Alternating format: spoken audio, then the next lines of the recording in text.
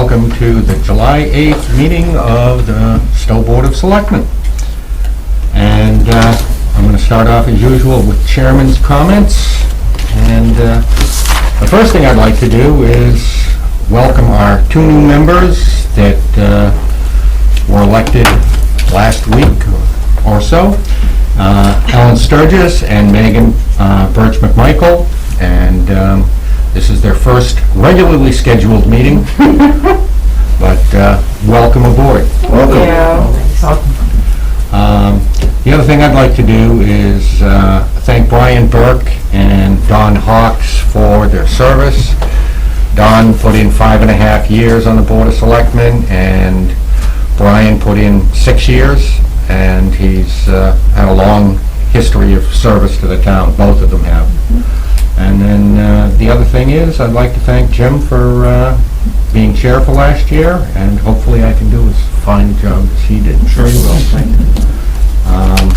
One other thing that I've been given, I think all of you know that last week in the paper there was a note about Pine Bluffs recreation area, and now stuff has changed, and the Pine Bluff recreation area is open for residents and their guests only. An attendant will be at the main gate collecting a $10 parking fee and checking for proof of residency from 10 to 6 p.m. each day. We'll be limiting the parking to 30 cars at any given time, and you may have to wait or be asked to leave if we reach parking capacity. Parents will not be allowed to drop off carloads of kids. Parents must stay if they want their children using the area. This time the bathrooms will remain closed, and we ask that people using the area carry in and carry out their trash or use the dumpster on site. We do not have a Board of Health permit to operate the beach. If you do go down on the beach and swim, it is at your own risk, and no lifeguards will be on duty at that time. Thanks for your patience and understanding during this difficult time. And that's from Laura Greeno, the Stow Rec Director. And for anybody who's interested in this, we will be talking to the Rec Commission at our next regularly scheduled Board of Selectmen's meeting.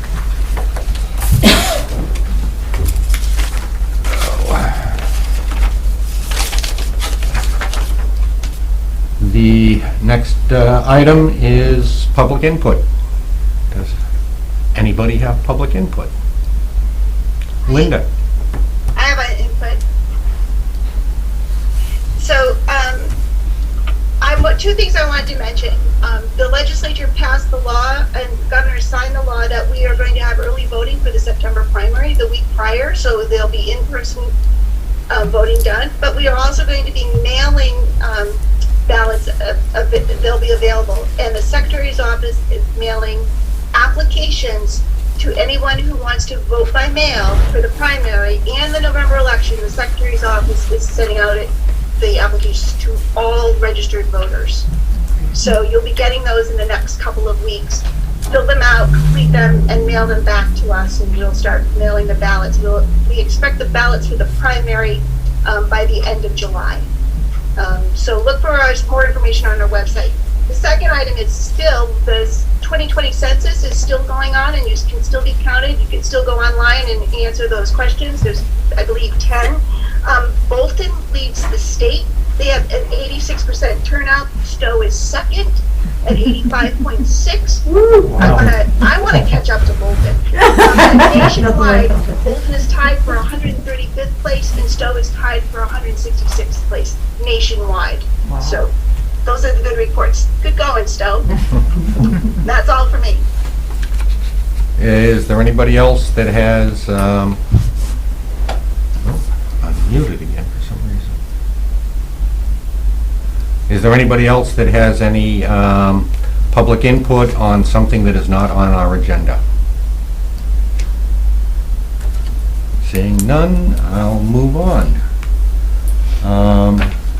We've got one set of meeting minutes from June 6th, fairly short set of minutes, and I move we accept the meeting minutes of June 6, 2020 meeting as drafted. And I'll second that. Any other comments or discussion? Do we abstain, right? You can't abstain unless, you, yeah, Because we weren't at the. Because you weren't at there, so. thing, So, yeah. All right, all in favor? Aye. Aye? Aye. And 2 abstentions? Two abstentions.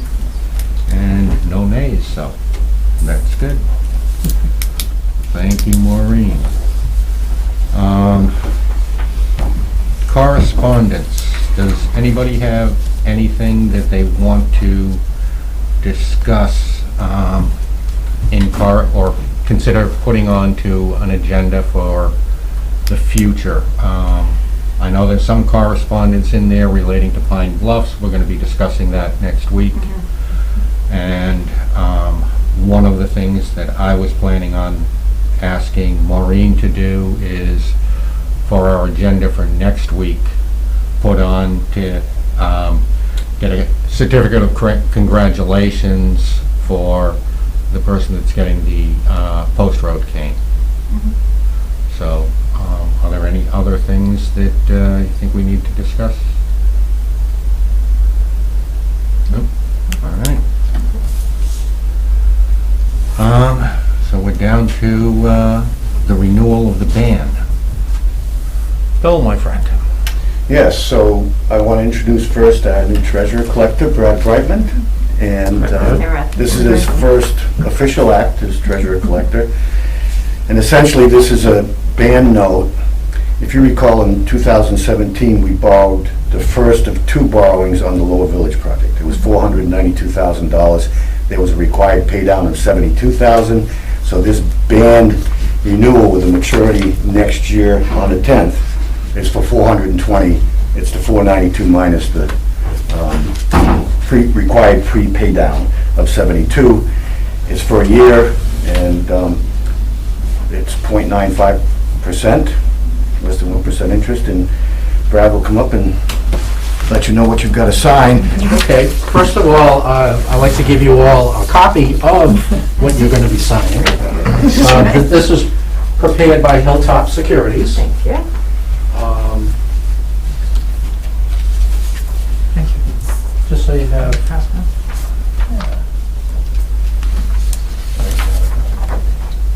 you didn't get one of those this afternoon. Oh, I gave you the history this afternoon. It says, I think we'd like to have a copy of this as well. And then I did a history on Excel of the history of this note. Yeah. Yeah. Thank you.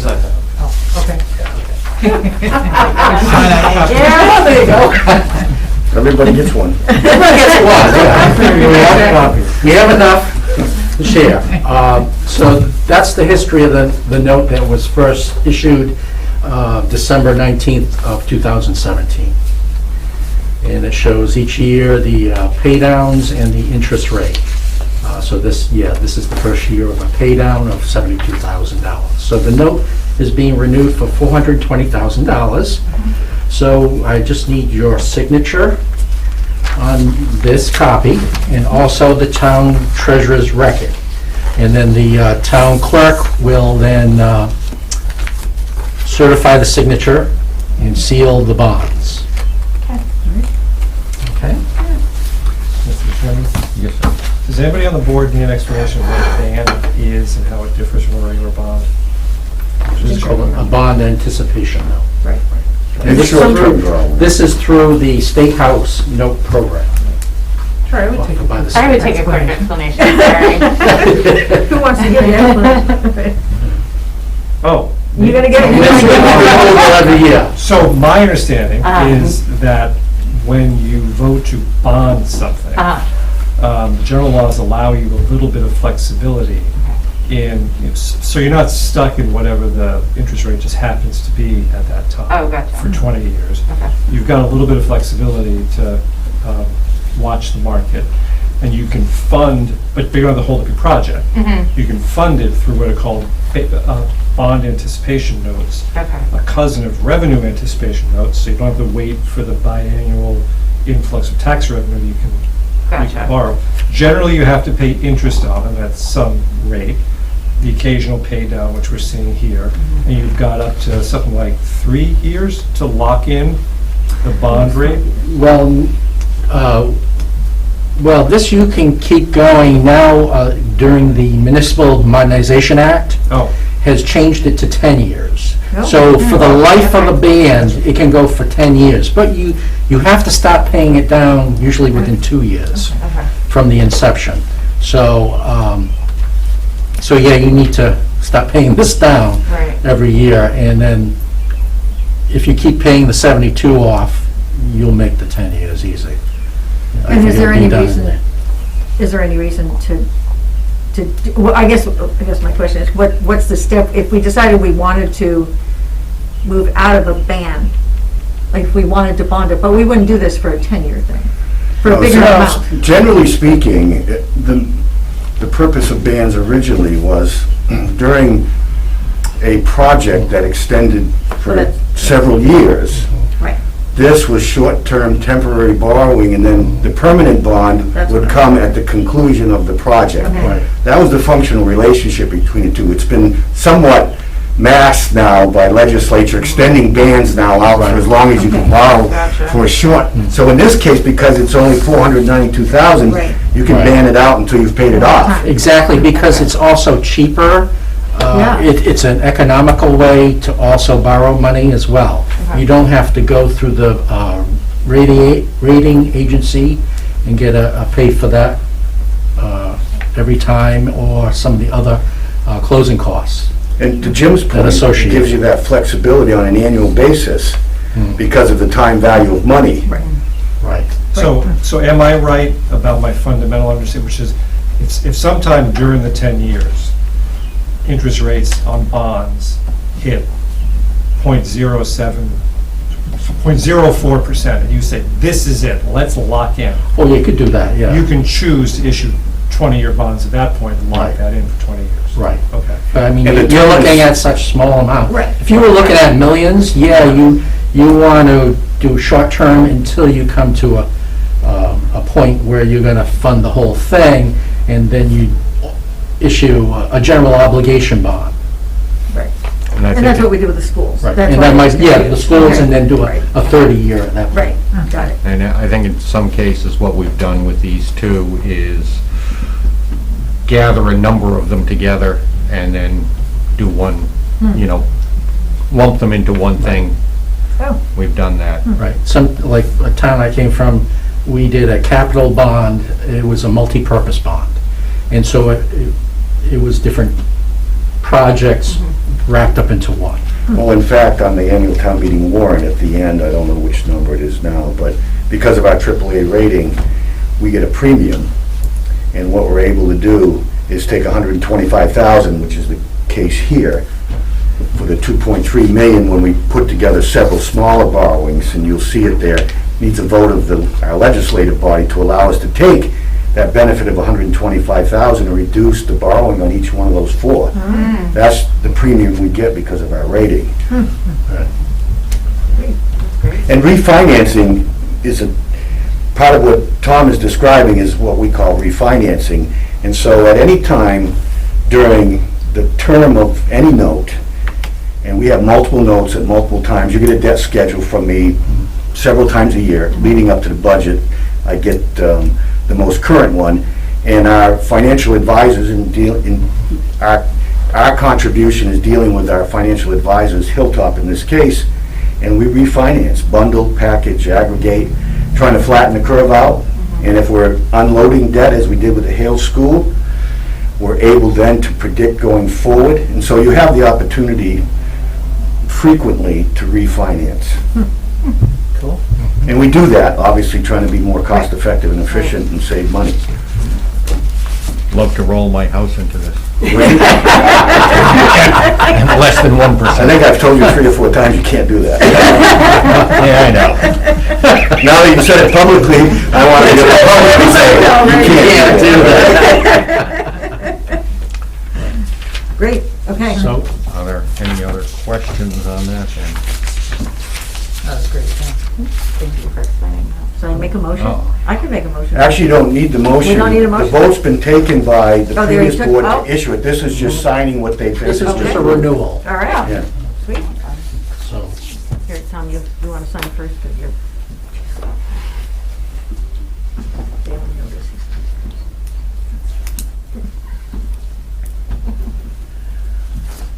Brad, if you have enough, can I have the paperwork for my file, or I can get it from you tomorrow if you don't have more?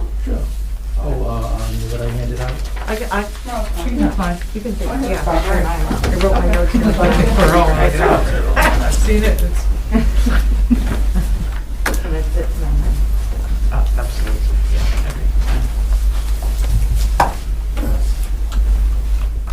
The numbers even match. It's always a benefit.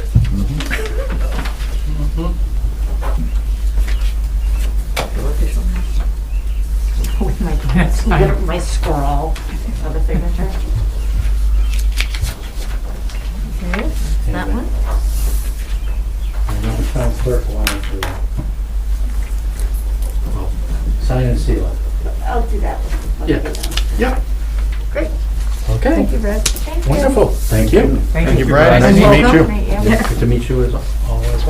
Welcome aboard. You good? Over now. All right. Over and out. All right. Thank you. Thank you, sir.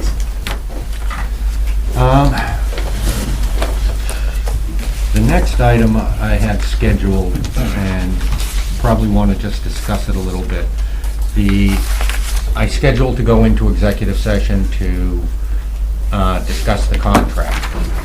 One of the things is, though, is I am wondering whether we actually need to go into executive session at this point, because I've gone through it. It is substantially what we negotiated already. And so, I wanted to do it in case anybody found any kind of fatal flaws in the contract. But if everybody's good with that, we can probably dispense with the executive session. And if everybody's good with it, then we can vote on signing the contract. Yeah, I read it. Oh, great. I had a couple questions, but nothing that I think, it's not like it, No fatal flaws. no fatal flaws, no. Okay. To one of your questions, I did speak to Denise. So just to be clear about her work schedule, she anticipates, and the contract reflects, a full 40 hours between Monday and Thursday.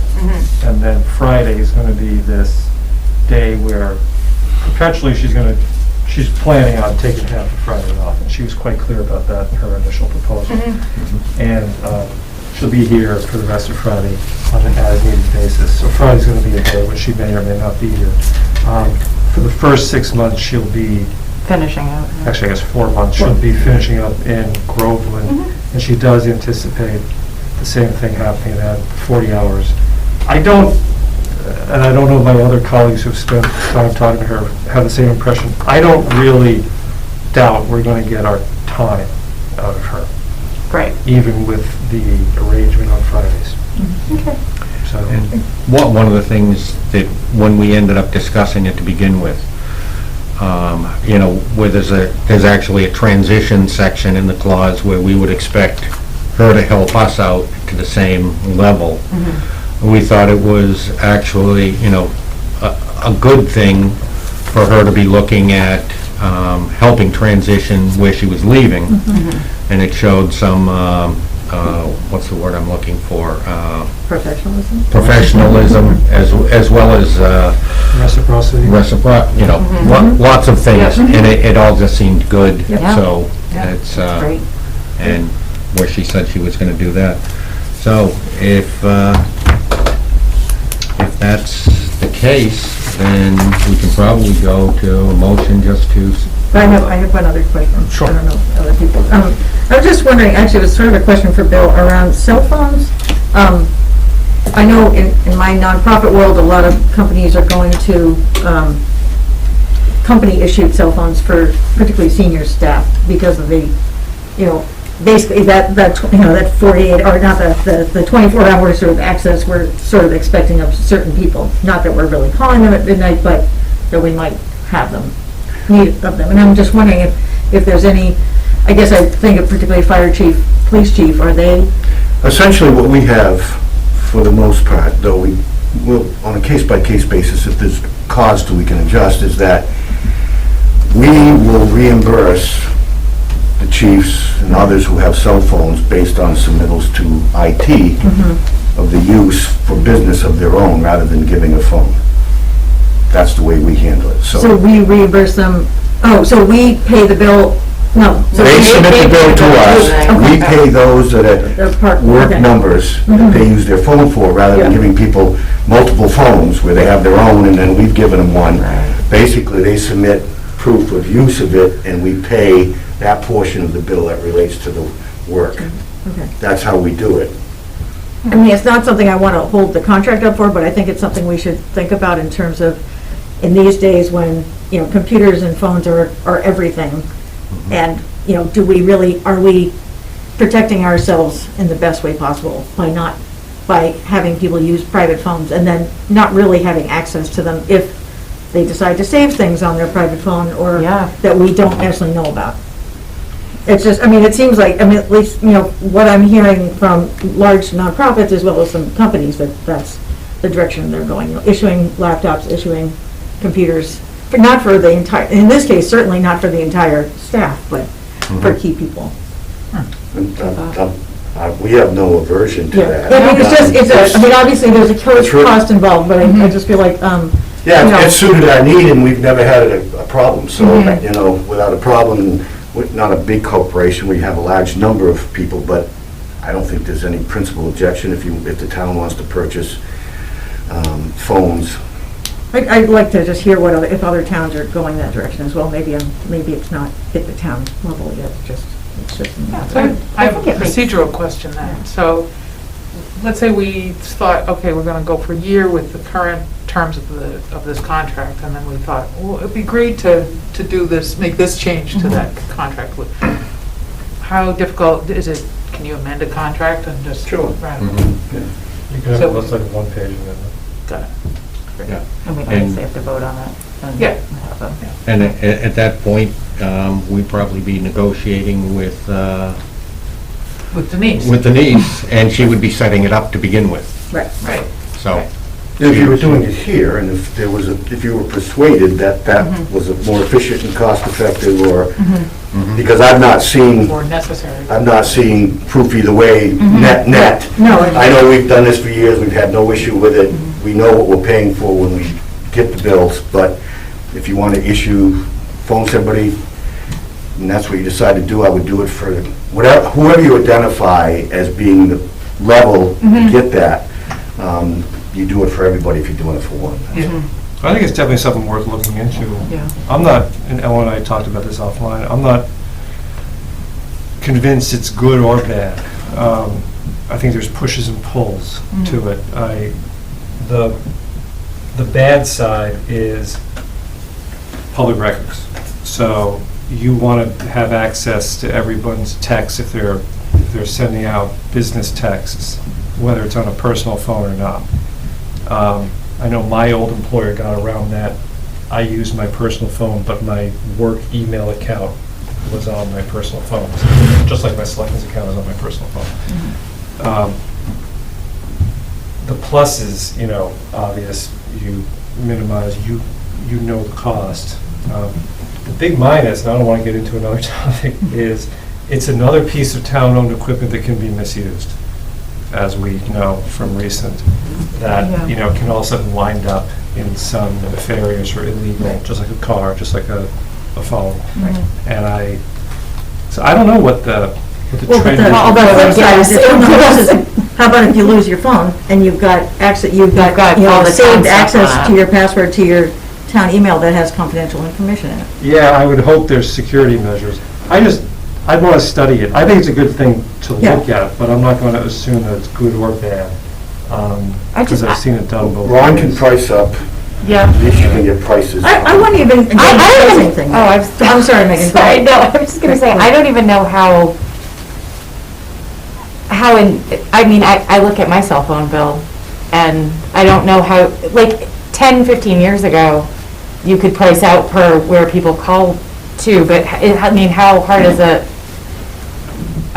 when you're getting the bill back, like, how much time does it take to sort of go through and figure all of that out? Yeah, and I wouldn't know because I don't do it. So Gotcha. I think So- with a cost-benefit analysis, if that's the basis in part Yeah. by which you determine it, Yeah. needs to be done, and IT can do that. Okay. If there's other reasons having nothing to do with price, but it Yeah. has to do with other pluses and minuses, liability, that kind of thing, all those can be discussed and evaluated, you know. I think at this moment, there's no crucial Right. need. Right. So you guys will have Sorry. time to talk about it, and when you've got a bunch of other things you're considering, you can throw that in the mix and see what, you know, what you come up with. I have a two-word answer for that. So technologically, a phone can have 2 SIMs, so it can have 2 phone numbers, I think. Uh-huh.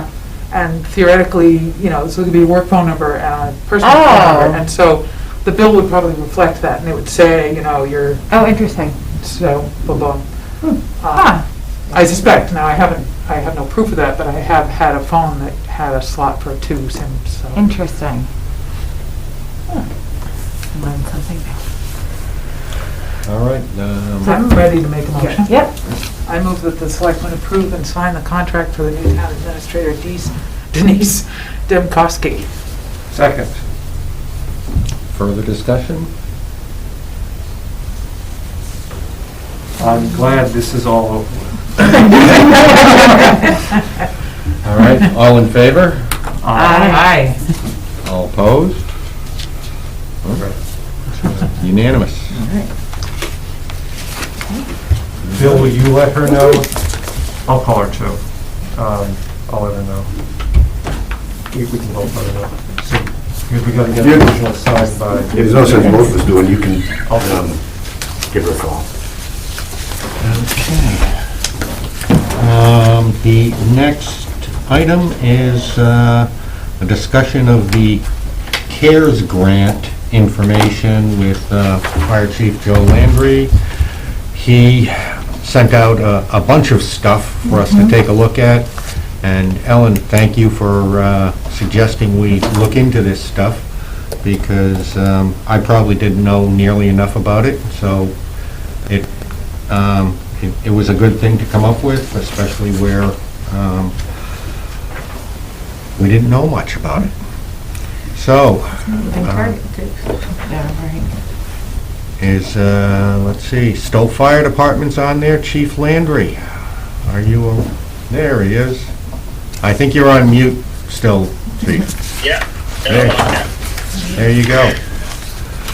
So, if you'd just give us a little bit of a primer on this. I know we've all had the information, but,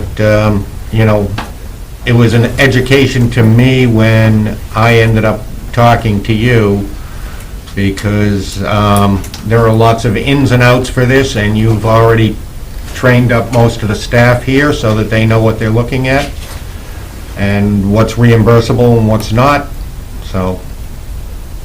Yeah, so I can give you a very simplified version of it, and you can ask some questions after, but what it essentially is the town of Stow, their allotment out of the CARES money is a total to the max of $636,042. That money is sitting in a system waiting for requests. The requests have to meet all the criteria that was sent out in the information, which would be certain things. A couple of the things that really trigger CARES, like even when I started to fill out the application for the first time, is if it's not something that meets just CARES only money, even just putting it into one of the categories, it only gives me 25% of what the total is.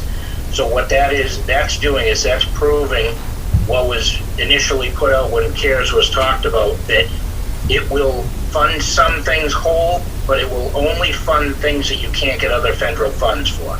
So there's a public assistance grant that I've already initiated the process. I've opened up the FEMA Go page and I've started the application. I've had a couple exploratory phone calls with them to try and figure it out, but what's essentially gonna happen is everything that we put in for the town meeting fit directly into a category that I could put under CARES only money. If it wasn't, when I put that dollar figure in, it was only gonna add up 25% in the CARES, and it was gonna actually, I'd have to fill out the application on the FEMA Go account for the public assistance grant. So that's one thing about it, is it truly has a piece that it has to go back and forth, and I have to try all the other funding sources. The other thing that's really important with it is I do have to do when I fill out the application, it actually has to fit into a category. So when you look at that other municipal uses sheet, or possible municipal uses sheet, there's essentially a heading that I have to find under each of those main bullet points that I can put this funding under, and if I don't find one, there's no place for it to go in the application. So they're really working pretty hard for people not to, they're trying to keep you from submitting things that will not get covered. So with that said, here's the biggest piece that we've been doing, and I've been working with the town administrator on, and we've been going back and forth, is any of the major components, any of the big things, like we talked about, the tent, chairs, things like that, that are gonna have really big value.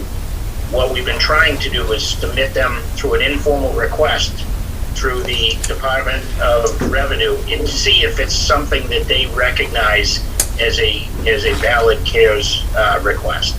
So we did get, I say approval, but it's very informal approval, and I have an email that said, yes, this would meet CARES, criteria. The biggest key to the whole thing is in December, it'll essentially, when it comes down to a 10 point, there will be an informal audit. When that happens, they're gonna request whatever information they want to when they look at what we've used for money. I'm gonna have to forward it to them. They're gonna make their final decision then. There's no real final decision. So when people, if I could slip it into an account, a line on here, they will pay for it. They will forward the money to you. It's essentially a system so that they can help communities find ways to get money to get through COVID-related, issues. But it's not really guaranteed. It's something that they're essentially going to kind of backtrack December 30th when it gets finalized, at least for this portion of it. They're going to backtrack, and they're going to just confirm that everything we're looking for, or that everything we've already been paid for, is valid and meets the criteria. I think one of the big things that you had mentioned to me was that this is meant so that people can fund unbudgeted things that are absolutely necessary in order to keep towns functioning. And if it had already been budgeted, they're not going to pay for it.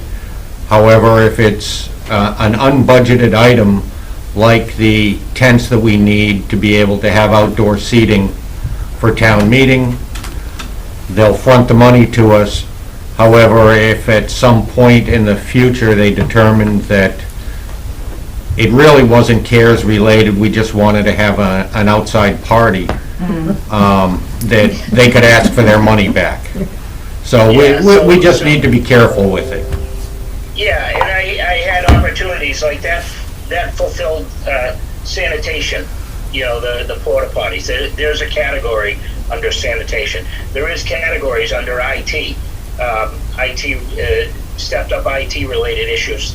But the biggest thing is they have to be directly related to a COVID item. And so the town meeting, that was one of those ones where even the electronic voting, that had multiple. I had to reach out to Linda. She gave a perfect explanation. That's something I need, is to be able to justify it to them on a request, to be able to understand how it truly related to the COVID response. One is we were having the town meeting both inside and outside. Is that achievable without spending $18,000? It could be. What are some of the benefits of having the electronic voting? The group would have a shorter timeline. It was to add continuity to the voting process. There was multiple little pieces to it that I was able to forward in that email. I've had a lot of small requests come in, and when you talk about, the necessity of having it. What I've had a lot of back and forth conversations with everybody saying, if we didn't have the CARES money, are we going to do this anyways? Because do we need this? That's one way I look at it each way. What would we do? So, I had requests for other things, and I said, so have we done this in the past? Well, we have for a couple bigger meetings, whether it be shuttling people or adding extra people. We've never had to add extra fire and police, but due to this situation, we actually have weather that we're trying to relate to. We have to observe social distancing, and we have to monitor that and oversee that. So those are the pieces that would possibly get some additional staff there. The question about, there was like moving people through the vans and stuff. Would we be doing it either way? Whether we were going to get public assistant or CARES, I had said in the first meeting, we were going to put people on because I felt it's a necessity. And we'd figure out how to support it and how to do it. For these smaller items, I think we need to keep going that way. Doesn't mean I'm not going to submit them, but I wouldn't make your decision on whether we're going to use a COA van driver because we may or may not get the overtime for them or the compensation for them. If we feel that there's a value to it and it's going to contribute to the system and there's a reason for us to do it, and I feel like we should be doing it. It doesn't mean we're not going to get it, but I'm not going to be able to get pre-approval for things like that. It'll have to be pretty much the larger items, because I think I've already frustrated them with my badgering emails to say, before I pull the trigger, and a lot of times they'd reach out to me, one of them, and said, this seems like you're looking for the money, not the necessity of the item, because if it was that necessary, you'd just apply for it and figure out how to pay for it, because there's a necessity there. And I think the other big takeaway that I had also was that it won't replace lost revenue. Absolutely. Yeah, we already looked into that. The Recreation Department has lost hundreds of thousands of dollars from what I'm understanding, or somewhere in that range, from all the programs being canceled. But they're still having to provide, some sort of service for the field so they don't lose them, cleaning up of the beach because people are just using these items. And I did reach out for that, and I got a pretty quick no. You're looking to replace lost revenue. You're looking to do something that's usually filled by lost revenues, and it's not made. You could use it as a short-term loan.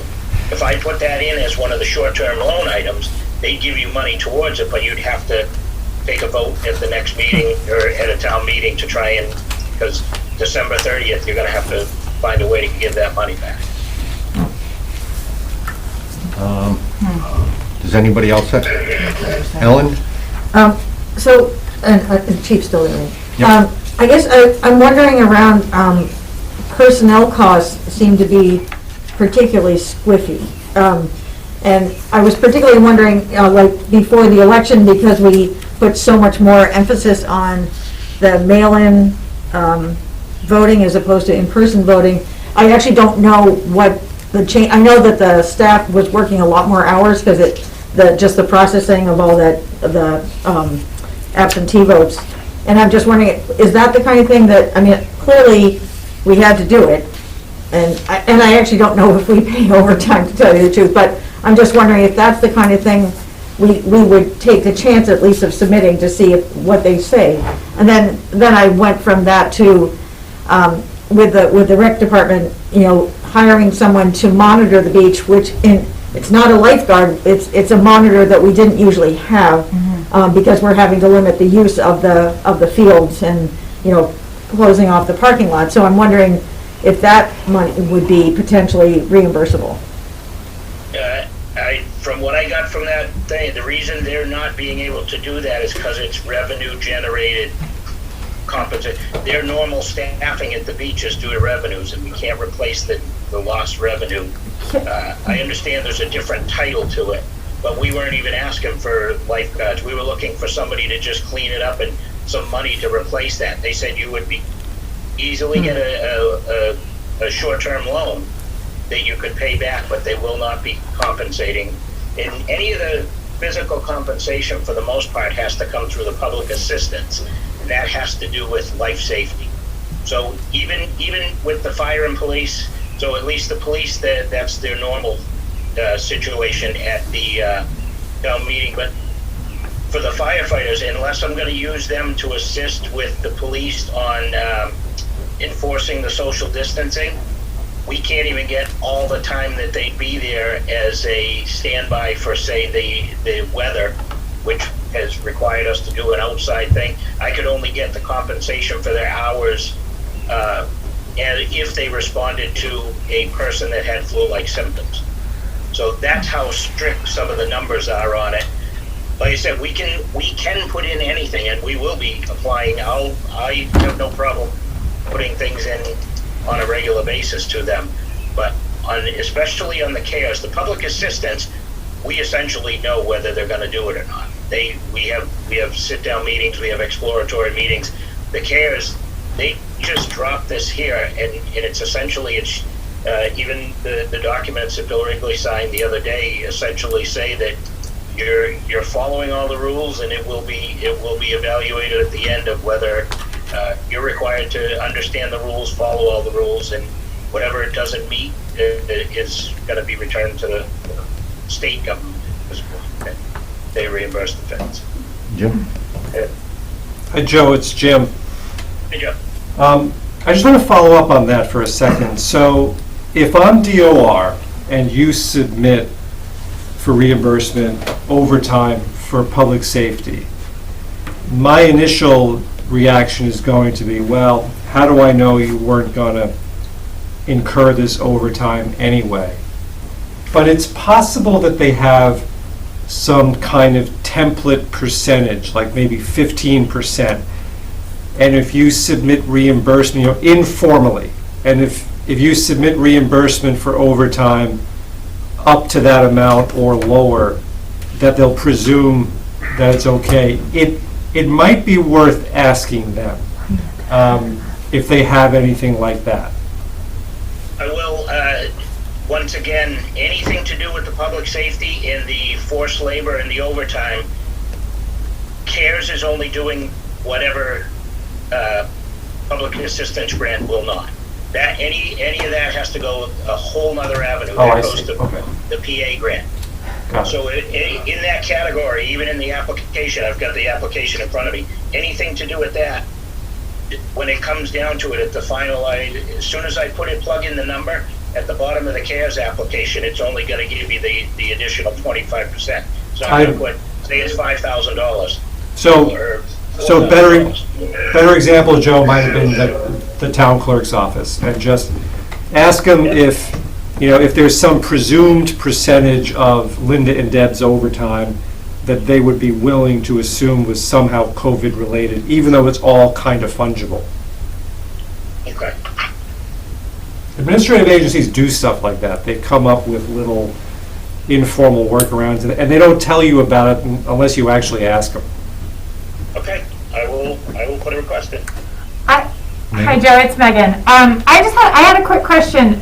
One of the line items for, or the bullet points for the CARES Act is sanitation and refuse collection, and I know that that's been one of the big problems with Pine Bluffs, is that there's been so much trash down there. So is that one of those things that we could, because the idea is that revenue has been lost, and so they can't fund having someone pick up the trash? Yep.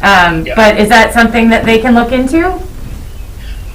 It's essentially the same. That's what I asked them, because I put that as one of the specific items. Okay. And they came back to me with that is sanitation is if there's something that, like when we talked about, porta potties added because you have an influx for say a shelter or something of that nature due to the COVID response, due to opening a field hospital. Then that's where I actually put under the porta potties for the town meeting. But when I kept bringing up recreation to them, and they always ask, how is it funded? How would the cleanup normally be funded? And I'd say through either budget or revenues from programs.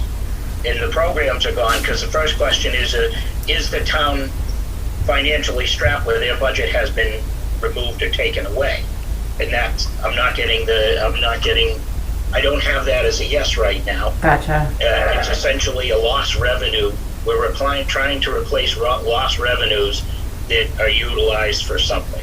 Okay, that makes sense. I could reword it and send it in any time, but I've dropped 3 things to them about recreation because they're the first ones that came with a few things. Right. And I keep getting back, I'm actually asking for permission. I could submit I have no problem. I could put that under sanitation and submit it. But the key is the town has to recognize that in December, if they don't accept it, we've got to figure out where that comes from. Yeah, that makes sense. It seems like what's going on down there is a public health situation too, with the lack of restrooms and the trash and everything, And is there a question of is it necessary to have it there? We're trying to follow the government's guidelines on COVID response, but we're allowing them to access the public space. We're just not opening it. So could we solve it by closing the public space down? Well, right. That makes sense. There's and I'm not saying, like I said, I'm not the one that's determining this. Anything can be sent to me by all means. And I mentioned that to Tom, and I mentioned that to Ellen too. That I really don't want to be the keeper of the. I just want to be able to, if I'm going to be submitting the application and I have to attest to the deposits, I just want to make sure that I understand it. So if it comes to me, I try to match it to something. If I can't find it, I try to reach back for a little more information. But like I say, some of those are almost a round robin to me so far. Okay. And I tried the same thing 2 or 3 different ways, and I keep getting a negative from them. Yeah, I don't think that we want to end up getting an unintended bill for $100,000 at the end of the year. Right. If we really need to do something, we really do it, and then we hope we get reimbursed. But we were going to have to do it anyway because of COVID, and we just hope that it sticks. Right. But yeah, you're just in your earlier agenda item, you actually just achieved some of that by you're allowing parking. You're not opening the program space, but you're allowing parking. You're going to charge for the parking, which is revenues. Mm-hmm. And that's the question: can they open to a certain point to allow revenue generation? That would be some of the questions. And like I say, I don't know what their budgets are. I don't know what they use for that. So I just, as much information as I can get when somebody has a request, I will forward it because I'm not saying that we can't try. By all means, I think we should try for everything we can. Mr. Wrigley will attest to that. I'm in there just about every other afternoon trying to have them sign some sort of a grant form. So. Mm-hmm. Is there a limit to when we can make these applications? Did you hear that, Joe? A limit? No, I can put these in. What I try to do is, if it's going to be like this one, I try to get everything organized as one, so that when the money comes in, it's a little bit easier for Julie to be able to determine. So it's all going to essentially, I put in the application 2 days ago. I don't know the timeline, but it's going to end up just being transferred over to the town in a lump sum in an account, and Julie's given me the bills payable for that account, and I'll just take the invoices and move them. So we can collect some things. If we know we have a large item, we definitely can submit it immediately. So hypothetically, if we found in October that we were just coming up really short from the accumulation of a bunch of little things that we dealt with and paid, we could request reimbursement and possibly get it. Yeah, absolutely. And like I said, if things come to me, what I can do is I can look at them, and if they fit under the public assistance grant, that's a much more, that if we get that money, that's our money. And what I plan on doing is once a month submitting public assistance, because it's a process to put it in, but they've accelerated it a little bit. But I'll put in for public assistance money, and once they've given us that doesn't go back. That's only 75% though. So then what I do is I take track of what we've applied for public assistance, what we've gotten, and then I can see if it'll fit in here, and we can get the extra 25%. We'll get 100% reimbursement for certain things. Like right now, I am going through every single call we've gone on since January 20th, because there's some stipulations that kick us back that far. Every single call that was a sniffle, a cold, a flu, that we did anything relative to, I'm taking all the forced labor that came in, but it's very time and labor intensive because it's very difficult to actually go through each of the reports, but we're going to try and get back as much as we can on this. If there's any other departments, I know I talked with Acting Chief Solis, and if they put on the vote for any of the summer events, it's to enforce. It's usually, so that's public assistance, is to enforce something. Where, like when we talk about the assistance at the polls, it was to do a physical project. That may or may not fall under public assistance. That might have to be total cares. Then I just got to find out how they follow forced labor, as Jim mentioned. I'll find out what they do on that, if they offer like a template that gives a certain percentage.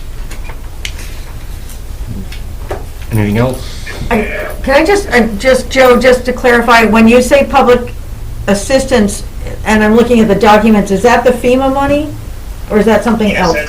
Yeah, that's FEMA Public Assistance Grant. Because I think one of the things you had told me was that a lot of that, it takes a long time to get that money, right? That is definitely, so that money won't come like this. That's something I submit. I'll probably end up with 3 or 4 different project meetings for each submittal. And they'll call and they'll say, okay, it falls under this. Then they usually give me about 3 or 4 things. I have to call Maureen to get some insurances. But they give ratings for vehicles we use, but it's primarily for public safety and emergency response for a lot of that. Okay. And like I said, the public safety piece for the town meeting, I've already got clarification. I already called MEMA Region 1, and they've said, yes, we can put firefighters and police officers for town meeting, but they're not there for the COVID response as much as they are for the COVID enforcement of the public, the social distancing. Great. Thanks for all your work. Thank you. Awesome. Thank you, Thanks a lot, Joe. Okay. Much thank you. appreciated. No problem, thank you. You all set with me, Tom, or? I think so. We're good. Yep. All right, Great, thank you. thanks again. Next is Mr. Walrath. Are you around? He's here.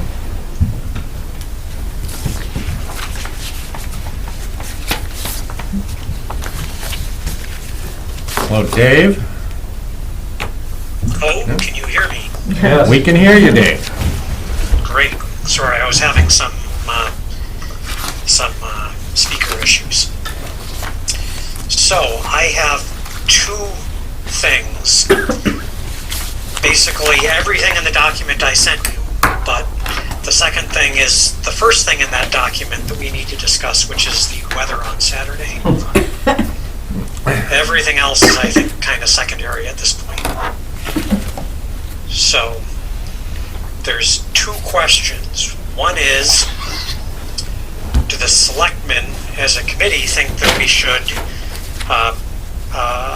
postpone, and if so or not, how much, what level of bad weather do you think we should? I know that's kind of a fuzzy question, but obviously if we have hurricane winds or severe lightning, we don't want people out in a tent.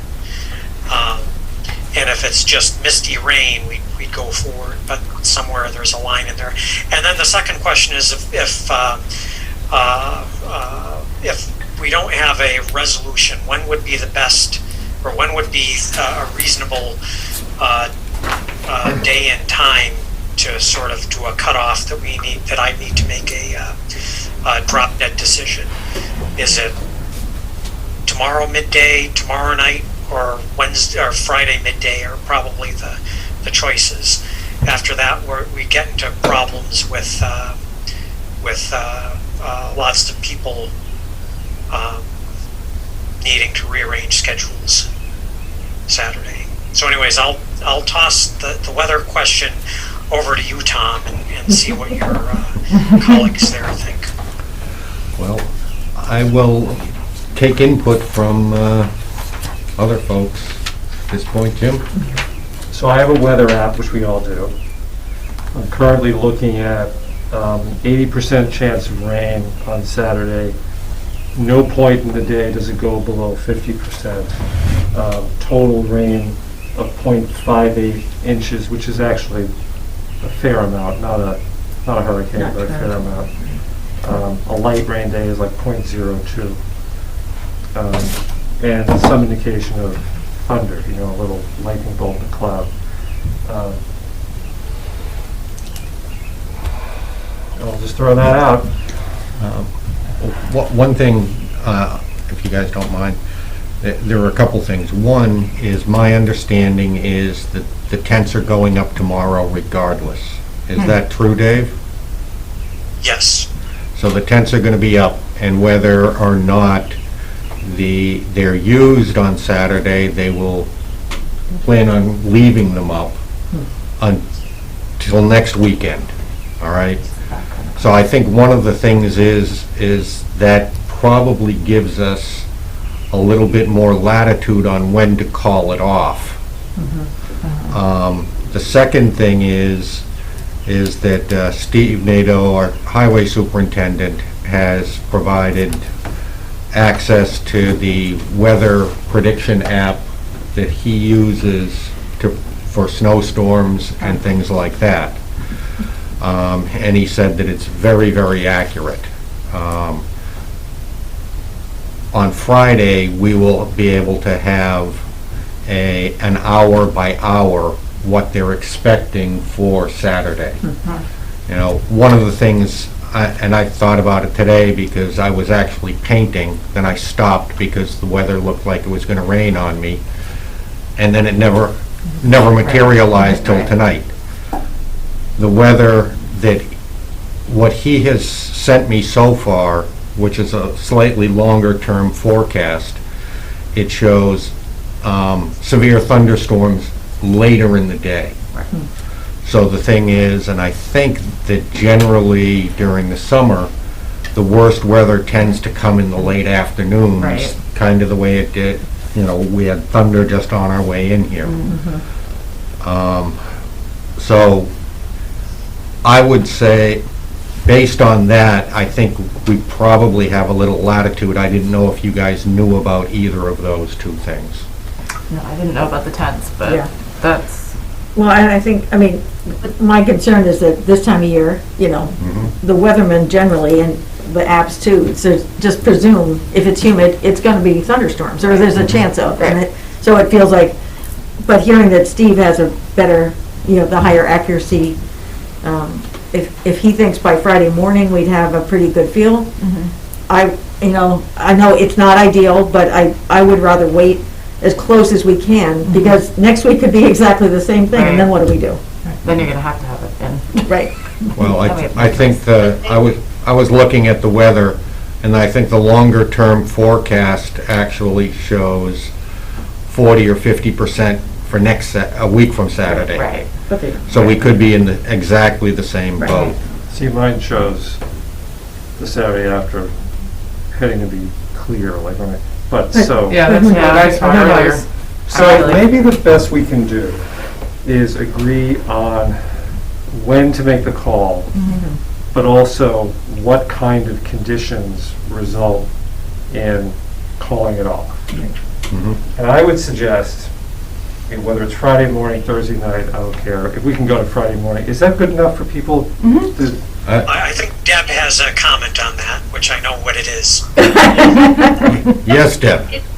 And I don't know how much it matters, but the tech guys that are coming for the e-vote would need to know by tomorrow morning if they should cancel their plans to come.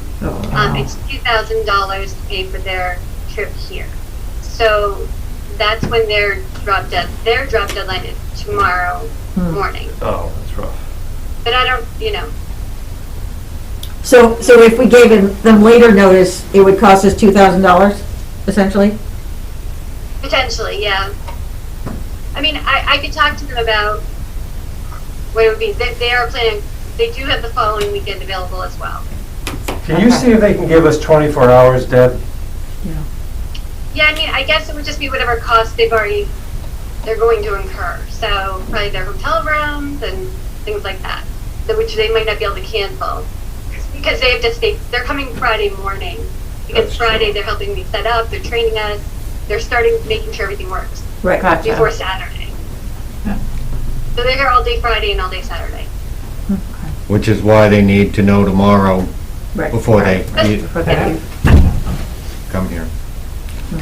But I can find out, how much that would be, because I'm sure that it's I'll find out what they would lose by canceling So, So I think later it's, than that. I think it's useful to consider the population that we're trying to serve in the outdoor space. And what their needs are, why they want to be outdoors, and who it is. So if it's an aging population that is afraid of being in close quarters, how are they going to do in a steady rain? Does the field get muddy? Is the access going to get slippery? Is it just going to be impossible for them to sit not in a tent? Is there enough space for everybody that will want to be in a tent? And is it going to work for the population that we're trying to do this for?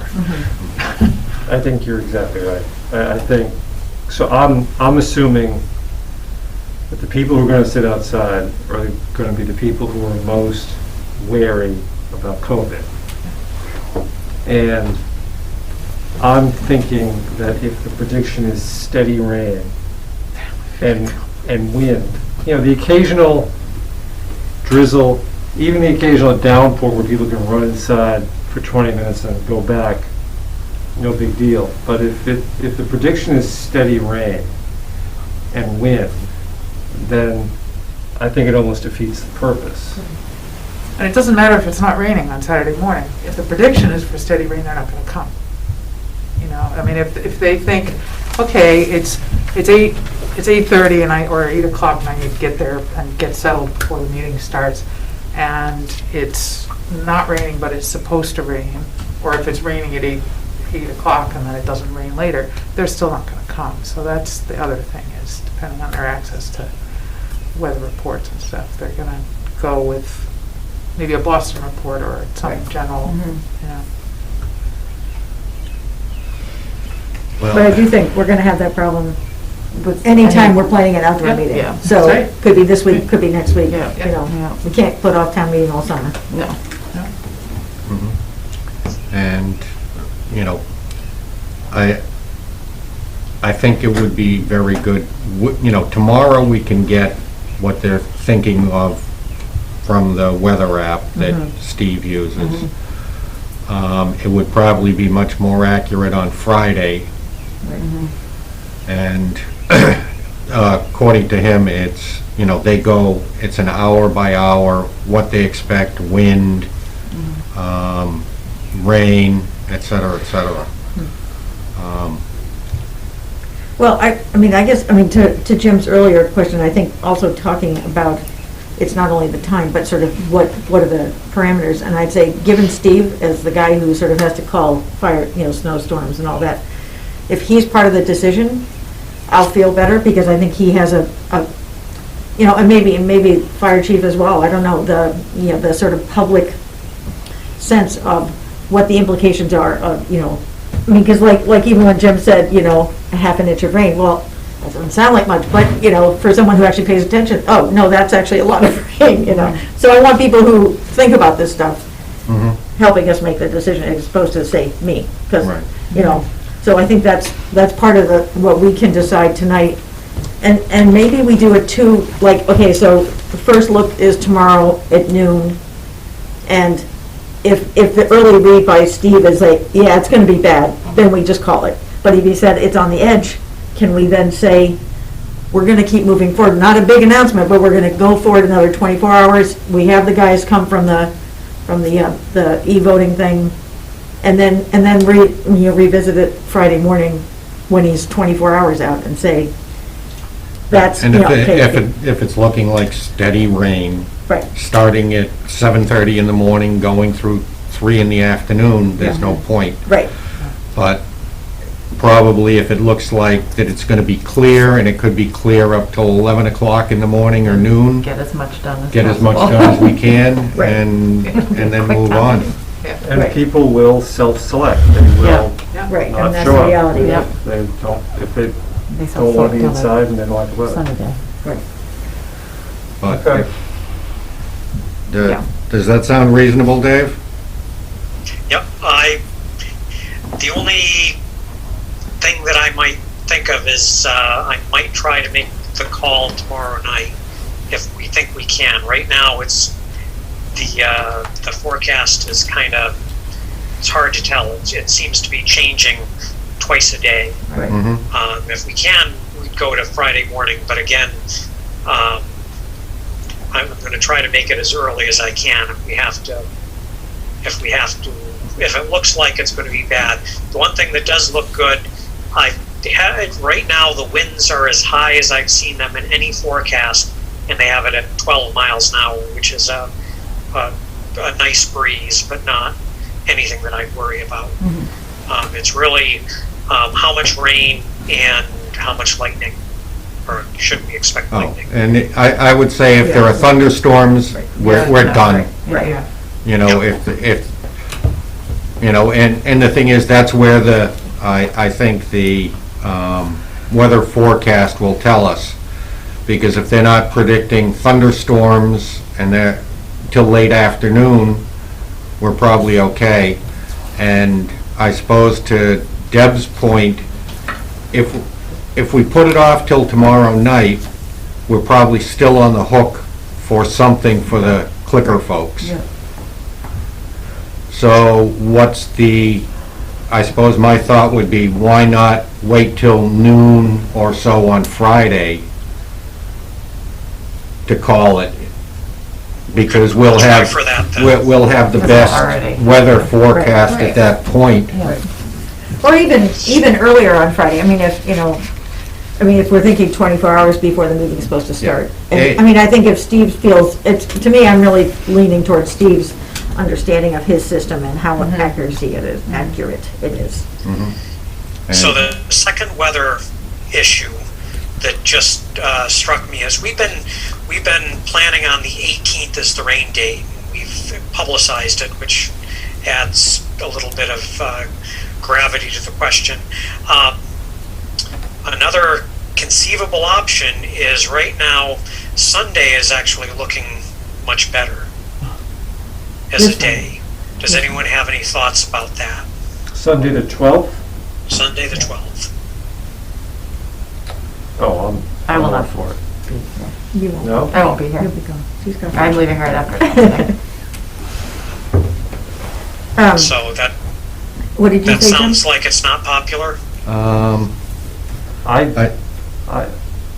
think Megan, it was really a statement that she's Yeah, not I going to won't be here. Yeah, Okay. If you've got a rain date, but I won't be here for the rain Yeah, date we won't be either. I mean, there. it doesn't, honestly, it doesn't matter, because I just won't Right. be here Yep. for any day except for I've Saturday. missed a town meeting before, too. Yeah. I guess I'm just thinking, if we've got a rain date where we know it's going to be good, as opposed to the 18th, Yeah. Right. where we don't know, I agree. Yeah. I think we'd have to seize the moment. Yeah. And I would agree. Yeah. And So either one of those changes. So if you agree that we might try for Sunday, I'll probably call a few people Friday morning when we have to make a decision. I will need to any delay or postponement. I'll probably need to have whoever, Tom or Bill, authorize another reverse 911. Yeah. And that's pretty straightforward. Mike Solis is, I can don't do think we it. need our Takes permission, him Dave. 10 minutes. I'll give it to you now. Just call Mike Solis. Okay. Of course, my phone says thunderstorms in the afternoon on Sunday, but I feel like my app is always wrong, so. Yeah, But if it's the afternoon, and that's my point about Right. Saturday. Right. Yeah, but Sunday morning, are you gonna go against people's church? Yeah, thing? that's That's going to be the- the problem with Sunday. We probably wouldn't be able to start till, say, 11. Yeah, well, 11:30. Most of the services or are. 11:30. Yeah. We also have Triple E that we need to start thinking about. So, I don't know, yeah. Sunday actually is good on my app. Does, okay. Well, I mean, we asked you to be watching Sunday as well. any folks there, selectmen or not selectmen, feel free to send me an email, preferably to the Stow Moderator at Stow Mass US account. I tend to pay more attention to that. On if you have any thoughts on that. So the whole second piece is mostly in the document that I believe Maureen sent you. That first, great thanks to Joe Landry and the building department for getting the big tent. It'll be if I remember the dimensions, 60 by 120. So it'll be a pretty good sized tent. Deb Scythe did a floor plan layout for the inside part of the school. We'll fit fewer chairs than we thought, but it'll be 120 to 150, somewhere in that range total. Because the schools, when they did the calculations, didn't think about that we needed walking lanes and a little space up front. Now, the layout that I'm looking at for inside is those little half tables. We're going to set up 4 or 5 of those across the front and put most of the selectmen and finance committee at those, and we assume you folks would like it like a regular town meeting where you're facing the audience. My plan was to put myself, Linda, 1 selectman, 1 finance committee person, probably town council, and Maureen, and perhaps someone else up on stage, and the selectmen and finance committee could decide amongst yourselves how you want to do your speaking. So, for example, the selectmen typically read the motions. Rather than round robining, my suggestion would be to agree to do batches of motions, and then so someone could be up at the selectmen's table up front and do end motions. It would be challenging to give everyone a microphone there. We're off of 1 soundboard, so that would be tough. And understandably, at least in my opinion, some people would be cautious about sharing a microphone with one, basically passing it round robin around people.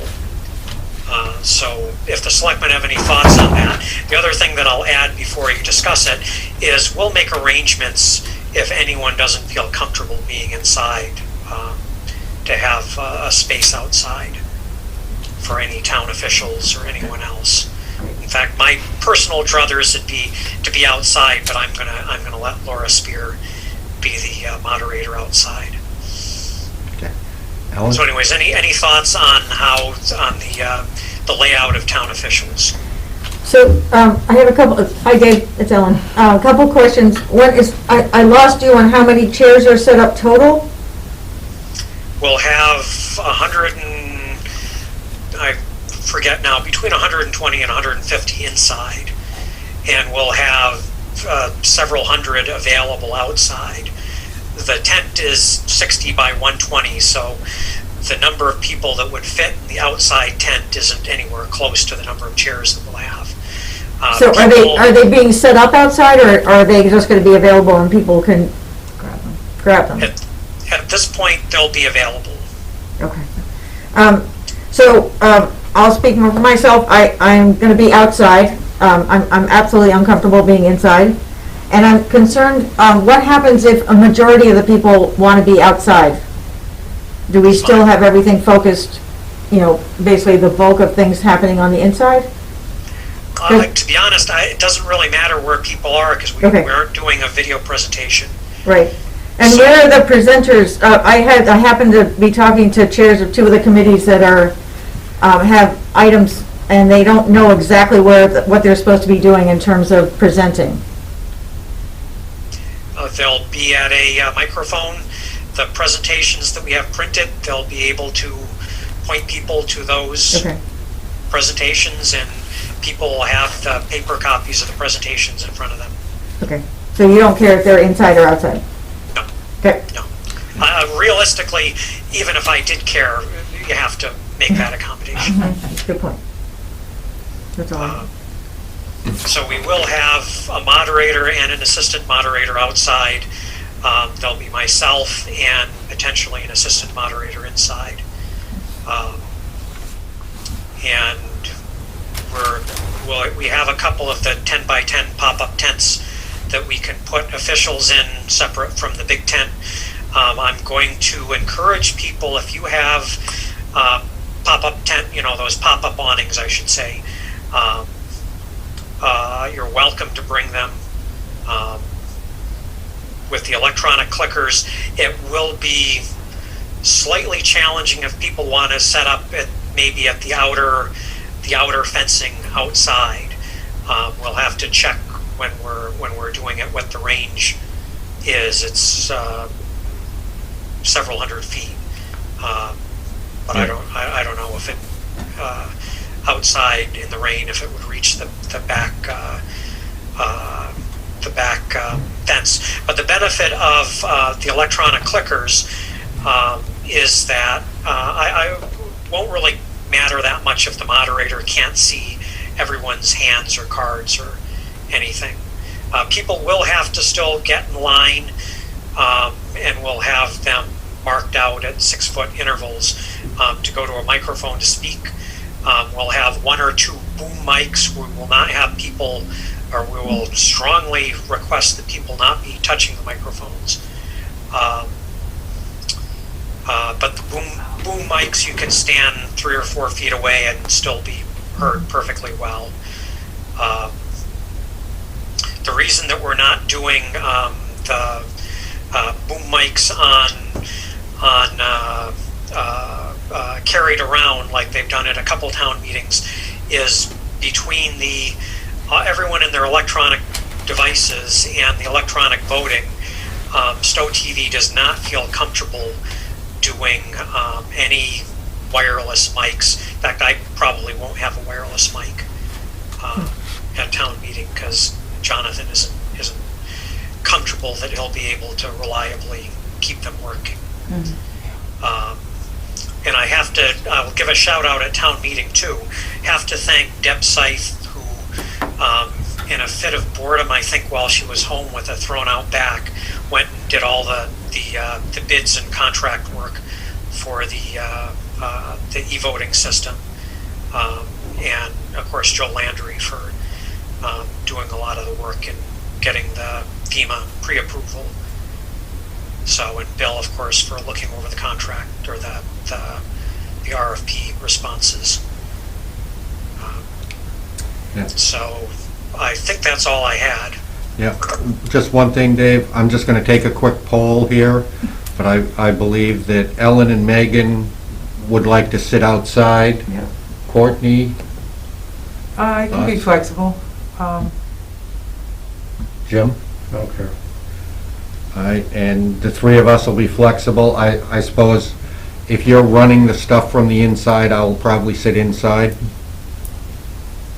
But the rest of the board will be, or Courtney and Jim will be flexible, but Ellen and Megan would like to sit outside.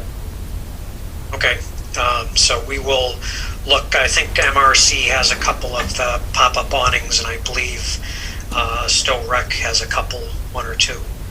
So we'll see how many we can scrounge up. Yep, and the other thing we did talk about quickly was I'll break up the articles into groups. Okay. So that we're not passing microphones back and forth, or we'll minimize it, I should say. But will we have the ability outside for the selectmen that are outside to be able to read the the articles? There will be microphones. I did not, at this point, plan on an extra microphone for town officials. Laura will have one, and there'll be 2 general ones for speakers. I will ask Jonathan if he can string another microphone outside, just for town officials. Okay. We don't need to read them, unless you guys don't want us to, but that's fine. I prefer you read them all. So I don't bring it outside. Dave, this is Megan, I need to ask a quick question about masks and what the protocol is for people going into the building. I'm assuming it's you have to wear a mask going into the building since that's the mandate from the state, but what is the messaging for people who are going to be outside? Because I feel like there's been a lot of research that's coming out recently that it's actually more airborne than we first thought, and having this large public gathering outdoors, I feel like it's not a bad thing for us to say that it's something that is required. So can you just speak to what's happening on that front? So as much as legally possible, and that's still, we've received some legal advice that we might not be able to completely absolutely require it, but certainly so I'm being careful here, as much as legally possible, we are going to require them inside and under the large tent. Okay. Outside of the large tent, we are going to strongly recommend that people wear masks, and the town clerk will actually have 2 satellite tents for check-in, and they will have the paper surgical masks available for anyone that doesn't have one. Thank you. I just want to fill in too that we also have the hand sanitizing stations. Neshoba Regional School District has a bunch of portable stands that will be scattered throughout the location, as well as hand sanitizer pump bottles that will be around in many places. There are gloves available if someone doesn't. We have masks that we can pass out. Recommend people bringing their own, but if you don't have them or something happens, we do have some. Great. And our workers will all be wearing them. And I don't know how the town clerk is finding the ability to do it, but the presentation packets plus presentations from other departments that weren't part of the town packet, and the voting clickers will be they'll actually be in individual bags. Oh wow! Oh my God! So people can just pick up a bag. You guys rock. Unbelievable. You guys really rock. Tom? Jim? One quick. David, I just want to say, I think you made the right call postponing this from June 22nd. It's really come together in the past couple of weeks. Thank you. No, thank you. To be honest, if we'd have done it on the Sunday, it probably would have been similar to this. And again, you can thank me, but I give the 2 real pieces that have helped a lot were Deb Scythe getting the e-voting system, and Doug Hyde working on, with the facilities folks, getting everything nailed down, especially the tents. We'd have probably gotten some of that, but they did as much or more than I did at getting this Good. together. So you can thank your employees. All right. So we're going to look at it as far as calling it for. You're going to look at it Thursday night. If it looks like it's going to be a total washout, maybe call it then. If it's still a little iffy, noon on Friday. Does that sound good? Probably morning Friday, as early as we can. Yeah. And what is the protocol for? Just so I know, because it's a vote that's going to have to be taken for open meeting, like, or what? How? To postpone? Yeah, or Actually, the moderator. He decides, right? David said, okay. Yeah. What we actually did is we had a meeting. There was Linda, Dave, and myself on the 22nd when we were supposed to have it. David opened the meeting and postponed it. Okay. And I made the motion, I think Linda seconded it, and we moved on. So I think she might be asking. That's not what I'm asking. Sorry. It's hard to tell. The decision to postpone. The decision to postpone is David's decision. David's decision. Okay, so there's no we're making a decision. There's no we're making a decision. David, that's when we, okay. Gotcha. What Tom's talking about. He's kind of asking our opinion, but we really, okay. What Tom is talking about, though, is the, for lack of a better word, the physical process. Yeah. Right. And that makes sense. Yep. So I'll throw in, though, I've always kind of emphasized the moderator, I get a veto decision on anything, because if I have a legal, actually it's in law, legal obligation, if I don't think the meeting can be safely held or there's not enough space or whatever, I'm obligated to adjourn the meeting. The selectmen have the legal authority and responsibility for providing the facilities, so for postponing to another date, it kind of has to be, in my opinion, a joint decision. I mean, ultimately, I'm the one that gets to bang the gavel and say, yes, we're doing it, but I'd look pretty stupid postponing to the meeting to say July 26th, which is when Neshoba's doing their graduation. So I kind of have to, I really do have to coordinate. And if the weather's looking good for Sunday, do the majority of us feel good about trying to go forward on Sunday? Yeah. I'm with David, though, earlier the better, and if people need to come later because of other obligations, then they need to come later. But, you know, even on Sunday, the weather gets worse later in the day. So do we have the highest confidence that the reverse 911 call really reaches everybody? No. No, because not. No, I don't have a landline. If you don't have a landline, you don't get it. It does, yeah. Yeah. I don't have a landline anymore, I don't get it. Yeah. Right. But I mean, You should have Mike Solis describe the system. They actually get a report back of how many houses actually answered and how many got the message one way or the other, either on a machine or. But I think flashing board. as long as we agree that, I mean, if those of us who happen to be, say, on social media can post it on the unofficial Stow page, the pages that we know people are watching, and the website, obviously. I mean, people are going to be checking the website clearly, because if there's any chance that it's going to be canceled, people are going to be motivated to not show up if they don't have to. right.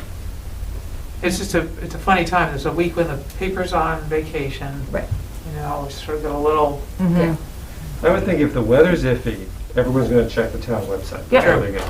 And we can start passing that word around now. Yep. And somebody will be there to do the actual postponing, so if stragglers show up, there'll be somebody to tell them. Right.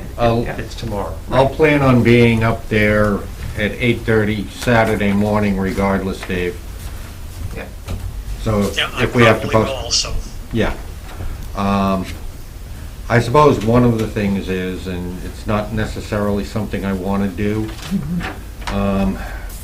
do you guys feel comfortable if Dave and I coordinate and I can speak for the board as far as whether we should go forward or not? Because it's either that or I talk to you guys individually, but... No, that's fine with me. I just want to know what you decide. You'll know as soon as I you make know. the decision. Great. All right? Perfect. Does that work for you, Dave? Works great for me. That makes my job easier, although I'd invite anyone, like I Right. said, send me an email if you have your own thoughts on it. Yep. And I see Steve's on here. Steve, would you be able to, so that I don't have to try to dig through the weather app, could you get us a good forecast on Thursday afternoon and then maybe Friday morning if we don't make the call on Thursday afternoon because it looks like a washout? And it'd be for Saturday and Sunday. I will call Precision Weather at noontime. and talk to the meteorologist on duty, get an update verbally from him, because they send out the major hits to all the towns that are in the same boat we are, that are calling and asking. 8 a.m. we'll get an update, and just after midnight they send out an update. So I will call midday, get a feeling from him, like I told you when we talked today. The storm hasn't even developed yet. So they're watching all of it for us. So I'll make calls tomorrow. I will call you if they send me any push notifications. As soon as I get the hard copy emailed, I'll forward that to you, and I'll make sure that you get a copy so you can read the layout and what they're predicting. All right. We have a lot of towns that are in the same boat we are for Saturday that are trying to pull this off. Yeah. What I'll do is tomorrow morning, I'll send you Dave Walrath's email address also, so that you can, when you send out that stuff, you can send it to both Dave and myself. I would also suggest probably copying Chief Landry as well as Acting Chief Solis, because if they have any public safety issues with anything that they see, I would expect them that they'll weigh in also. I will add them in the town administrator to the Thank you, Steve. Hope that helps, Dave. Yep, thank you very much. Thank you, David. All right. Thank you, David. All right, I think we can probably move on unless there's anything else, any questions from anybody else? Well, it's too, Dave's not there anymore, right? Yeah. The e-voting thing, we're just wondering how complicated it is. Are people gonna be able to pick that up pretty easily? If we have to vote. Maybe we won't have anything we have to vote on. I mean, This is Dave again. Oh, you're still I there. was Great. Just pausing myself. It looks like a pretty simple system. There'll be a yes/no options, which are the only ones that we'll use great. for this meeting. We have several. We may take just a test vote ahead of time, but we do take, before we do anything substantive, there are the couple of the real votes, but they're always unanimous. Right. There's the vote for deputy moderator, the vote for accepting non-voter town officials and school district officials to address the meeting, and then the vote to not require me to read every article. So we'll have 3 votes that we'll take before we do anything on an article or related to an article, where hopefully, if there are any problems, we'll be able to identify and stop the meeting for a few minutes till we figure it out. Great. Great. Thanks, Dave.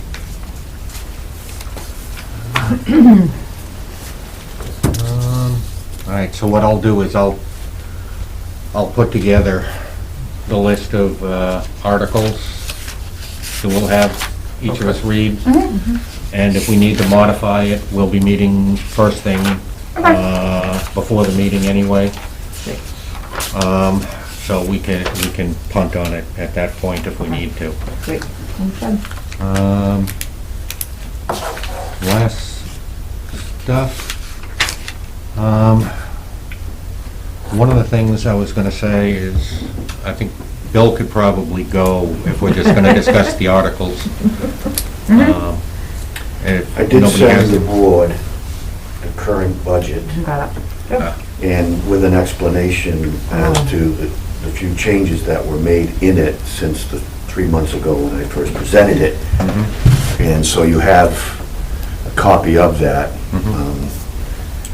And essentially, the budget's been decreased by 46,000 from the one I presented. We're just about a nudge under 2% spending less in the 21 than we spent in 20. So there's a net 2% decrease overall in the budget. reduced by $40,000 the amount that the LSP from 290 to 250, and that's based on the fact that we've got proposals back that we're looking at. I took the average and gave it 10 plus just for contingency, so we'll move 250 instead of 290. I did add $5,000 in the line item for the new town administrator. I've been carrying $500 for 20 years, and nobody today, when she looked at that, she thought there was missing some numbers. So I asked her to give me a sense of what she thought for it. So added 5,000 is 55 on that, and beefed up the unemployment. We keep getting updated by the state. And the fact of the matter is, and I think I've explained it to you, and many of you may realize, I learn it as I go along, that people who have worked for us, they've left, take another job, and then leave that job, they can run the employment back through us after they've run out of employment for the current. And even our part-time, say, summer help, and some people realize this, some don't, but our summer help, part-time, technically are eligible for unemployment. So they come here for 2 months as a senior in high school and follow through their 4, 5, 6, 7 years of college, and they are eligible. Now, we can contest or challenge these things, and we do, because we get an opportunity to respond with a questionnaire and put in our, but in the end, they make the call. They always ignore us. And in this state particularly, there's almost no, for any reason or no reason at all, they can find a means by which they're going to support unemployment compensation. And the latest figures I'm getting caused me to beef that up from 40 to 50. Yeah. But net, we're down 46 from the one I gave you, which is better. We're down 40,000 on the 290, and so it's... Mr. Chairman, it just seems to me if anybody wants to revisit, I lost it, either the budget, the commuter rail van, or PFAS, he should hang around for that. So maybe we should. Yeah. Oh, wait, which were the 3 that you wanted to see? The budget. I didn't get that Commuter copy. rail, I don't know what I think. I'm just looking to see. Did everybody else? I got it, yeah. Megan got it, so that means. Yeah, I went to everybody. I'll, before I leave here, I'll Or send I'll it. just forward it to you. Okay. Thanks. It's the spreadsheet with... Yeah, no, I know. You know. I was like, oh, there's a budget? I didn't do that.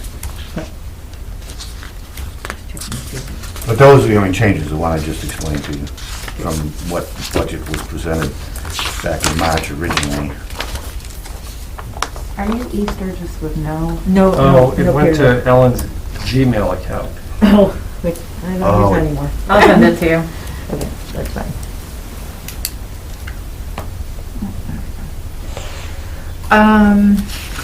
What did I have questions about? Why isn't it going?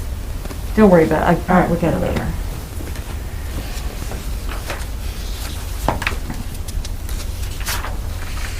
Oh, I just had all of this been prepared before the police chief?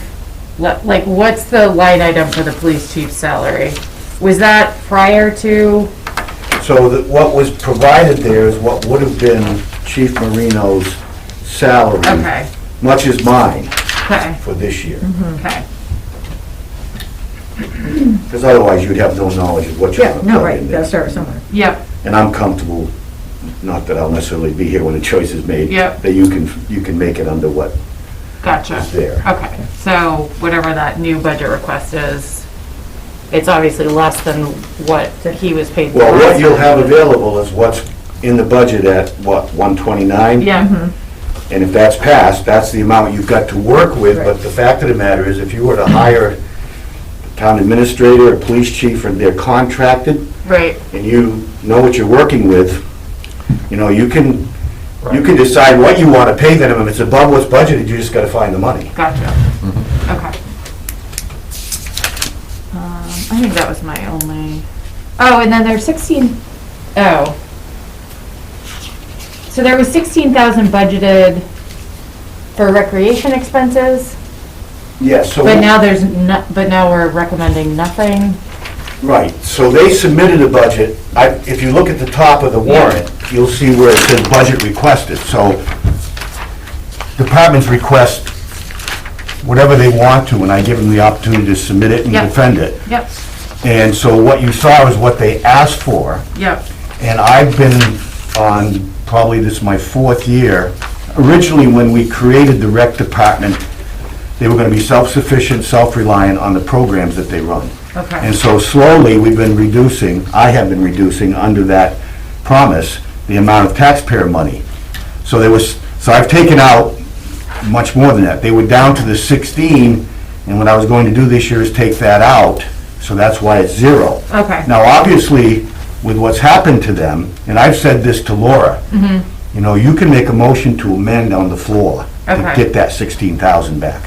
Which would then, okay. You know what I mean? Yep. Or any other number that they want to, all I told them was they need to consider the 28 grand that they've got sitting in the revolving account right now as a balance. Okay, So if they consider both, and they've got needs that they can persuade the voters that they then make a motion to amend okay. that line item, put forth the number and defend it.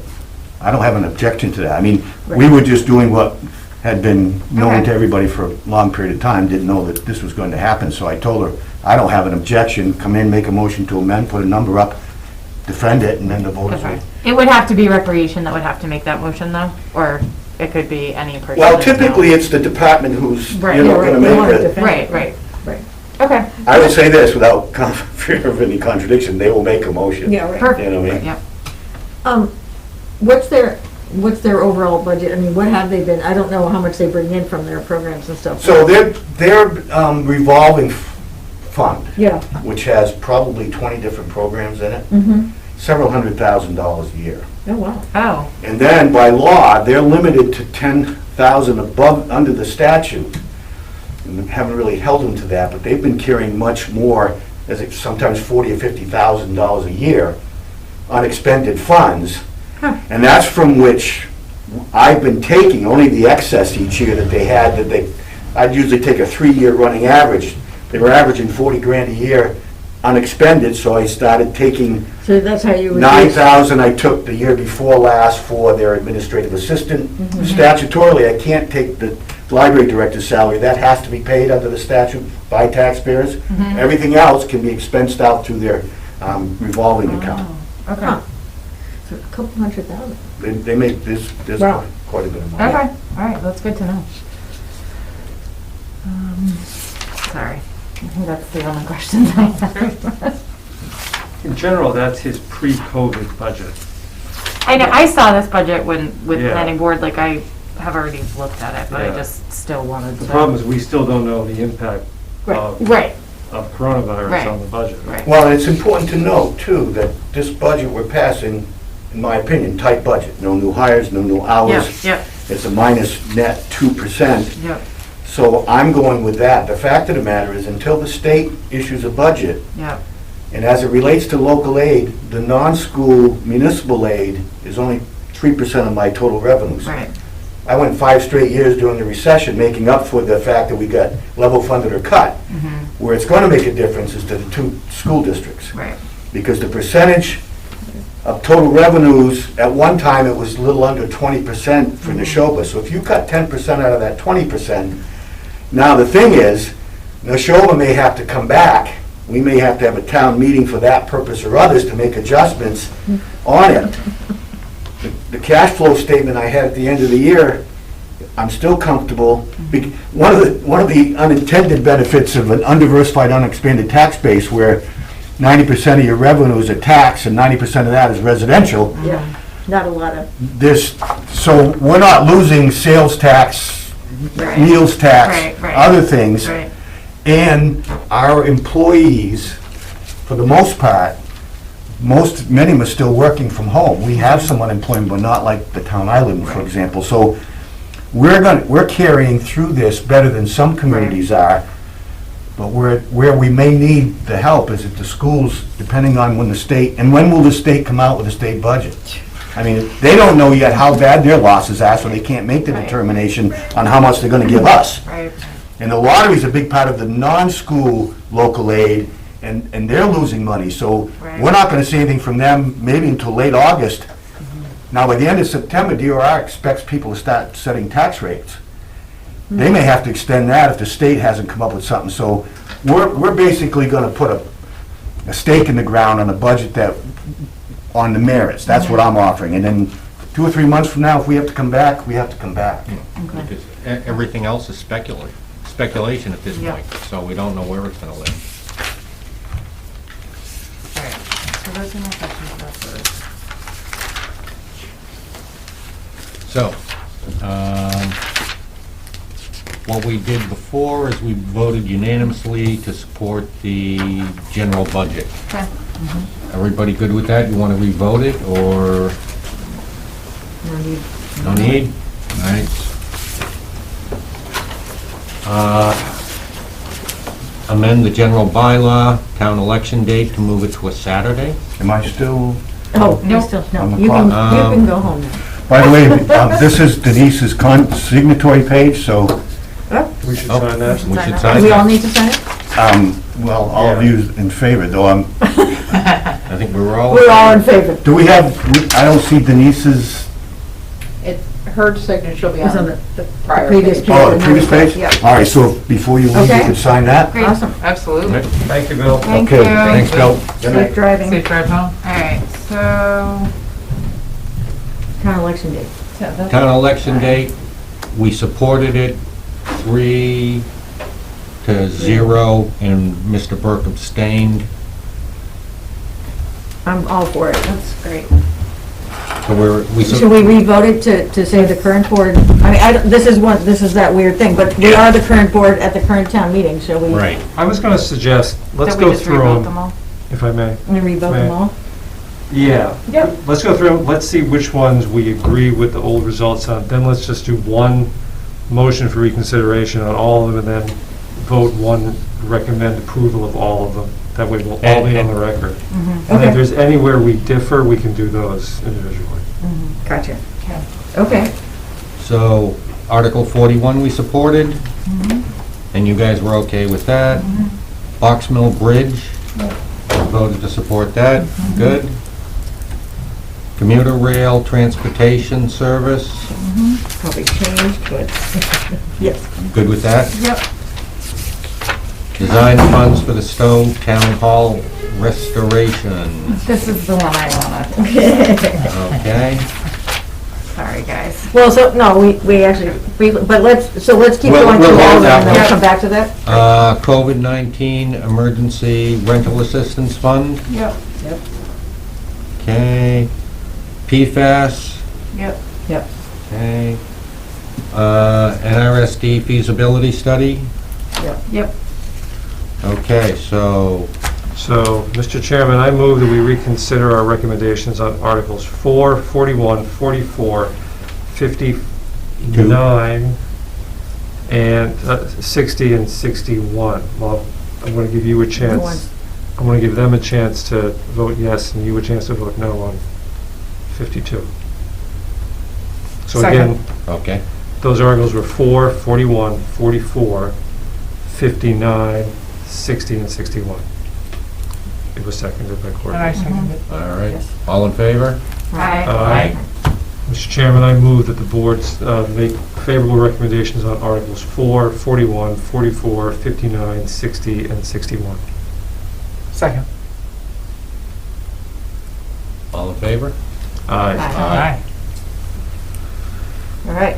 Mr. Chairman, I move that the board vote to support Article, Mr. Chairman, I vote that we revisit our recommendation on Article 52. I'll second that. Reconsider our recommendation on Article 52. Second. All right, all in favor? Aye. Aye. Mr. Chairman, I vote that we recommend approval of Article 52. I second that. All in favor? Aye. Aye. Aye.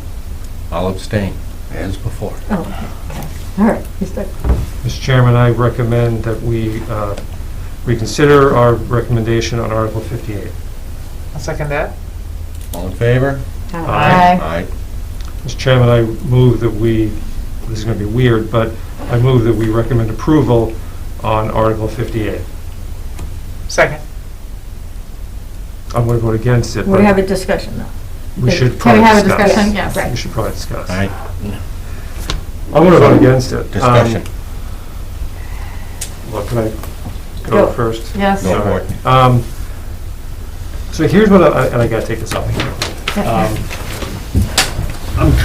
I think it's a good idea, but I'm at this point where, because of coronavirus and because we don't know the impact yet, I think we have to start saying no to things we think are a good idea. Obviously not everything, but things that are not enough of a good idea. This doesn't strike me as enough of a good idea right now. We don't know what the use is going to be. I got your point that would have to have $200,000 in design funds, even just to bring up the building code. That made sense. That's what made me abstain. But that presupposes that people are going to be going into the building, and I don't know that that's even true. And at this pre-corona, I would have gone for that. I would have assumed we'd find a use that people are going to go in. Post-corona, I'm not so sure about that. So right now, I'm not comfortable with this. What I could see, if there's a fall town meeting, when we know the impact to the budget a little bit better, if it isn't as bad as we thought it was going to be, I could see revisiting this. And the only reason that I'm starting to do this is I personally, this is all personal, I plan on starting to vote against some things on the capital budget that I think are good ideas. Because the capital budget, that $2 million interest line item, is really, as a practical matter, one of the very few places we can have an impact on the budget. We have no impact on 63% at Neshoba's. On payroll, we don't do anything about unions because it's so tough. That leaves 7% of the budget. 3% of that is stuff like council on aging, highway, that it's practical money you're not going to touch. The only stuff we ever really talk about is 4% of the budget, and we're not going to have any meaningful impact doing that. So that just leaves capital. So a big, long explanation about why, under these circumstances, I'm going to vote no. You basically said all of my issues with it as well. I would be fine pushing this and revisiting it after. It's just that amount of money right now, not that it seems, I don't want to say that it seems wasteful, because it's a building, it's an important part of Stow. I definitely think it needs to get, up to code. But if we don't have a specific usage for it right now, I don't think it's a good idea to spend money on it. I don't know. Yeah, so that's what, I think without a usage and not knowing sort of where we're gonna be at and where we might need those capital funds to pay out something else in 6 or 12 months, I think, I don't want to vote for it. So this is CPA fund. Yep. So this has already been, it's money that has been set aside for historic preservation. Okay. And can't be used for a lot of other things. reasons. It can only be used for very Gotcha. specific purposes.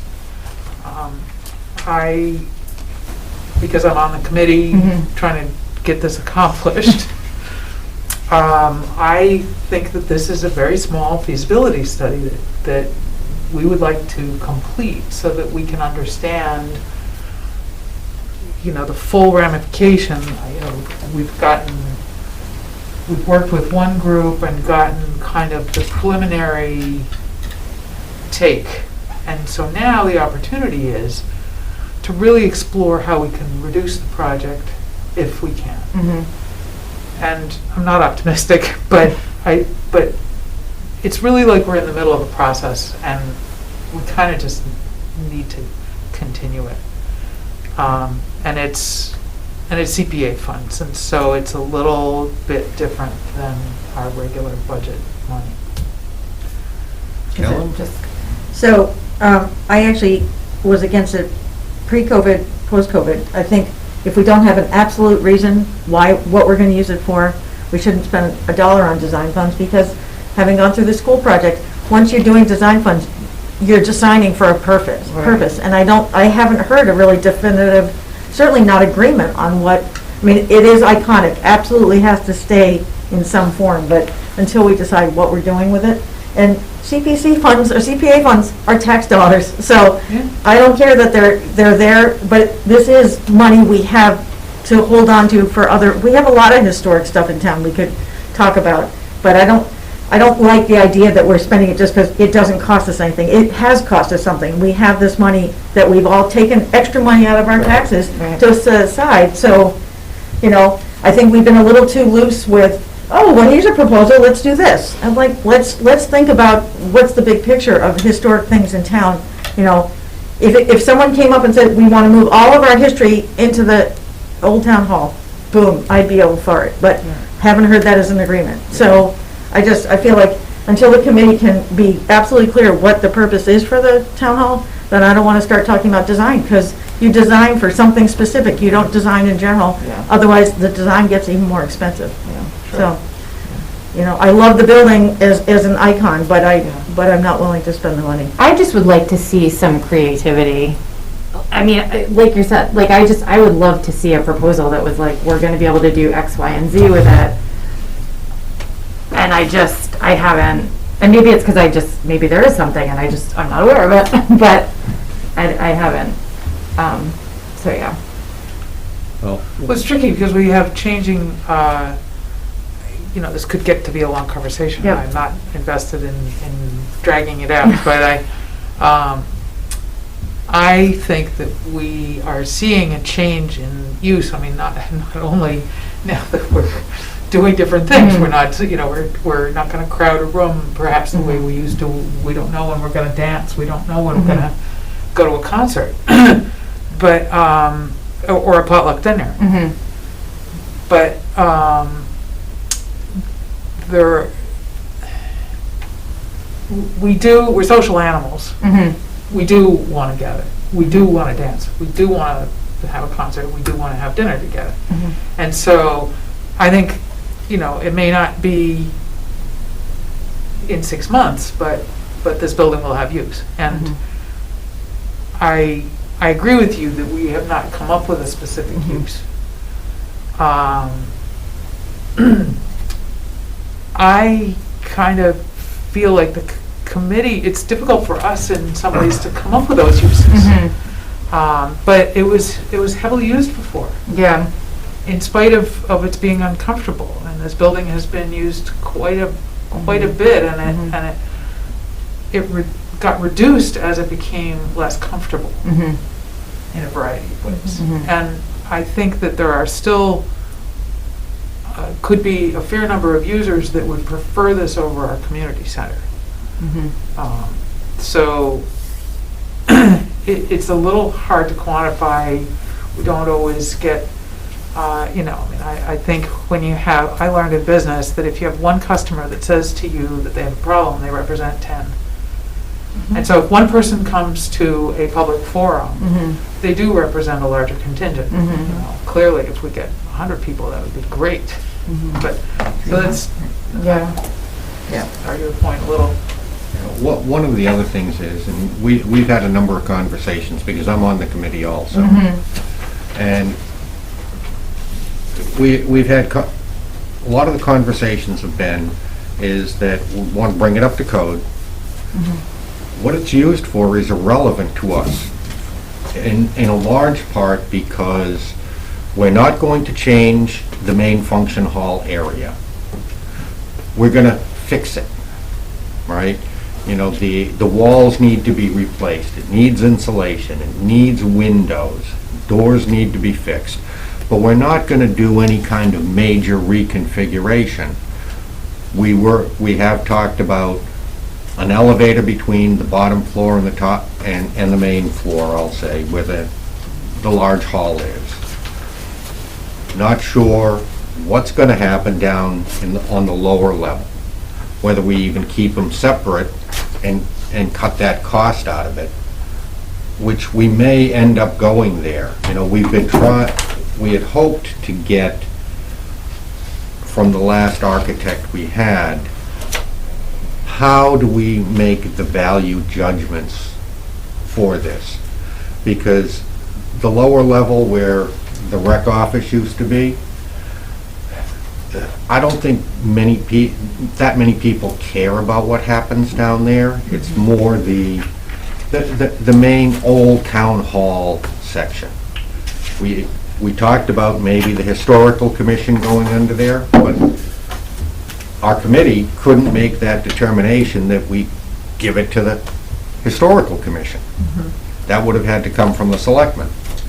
I guess I just don't understand what kind of design development you'd be looking at if you're really just looking at like painting and do you know what I mean? Like it's not really doing a design, like a change plan. So I question the amounts a little bit, and I'm just wondering if it's just not worth it to kick the can down the road 6 months on this article, because A, we don't know what the results of COVID are, B, nobody can gather in that building right now anyway. Of course. Like, there's nothing, and C, we don't know what you're designing for in a post-COVID world. So it's possible that you have to design a space that we're gonna have to be 6 feet apart for a very long time. Do you know what I mean? So Yeah, I just get feel it. like, it's not, I think it's a great building. We had to do overflow there for planning board. It was great to have the extra space, for sure, when we couldn't use the elevator.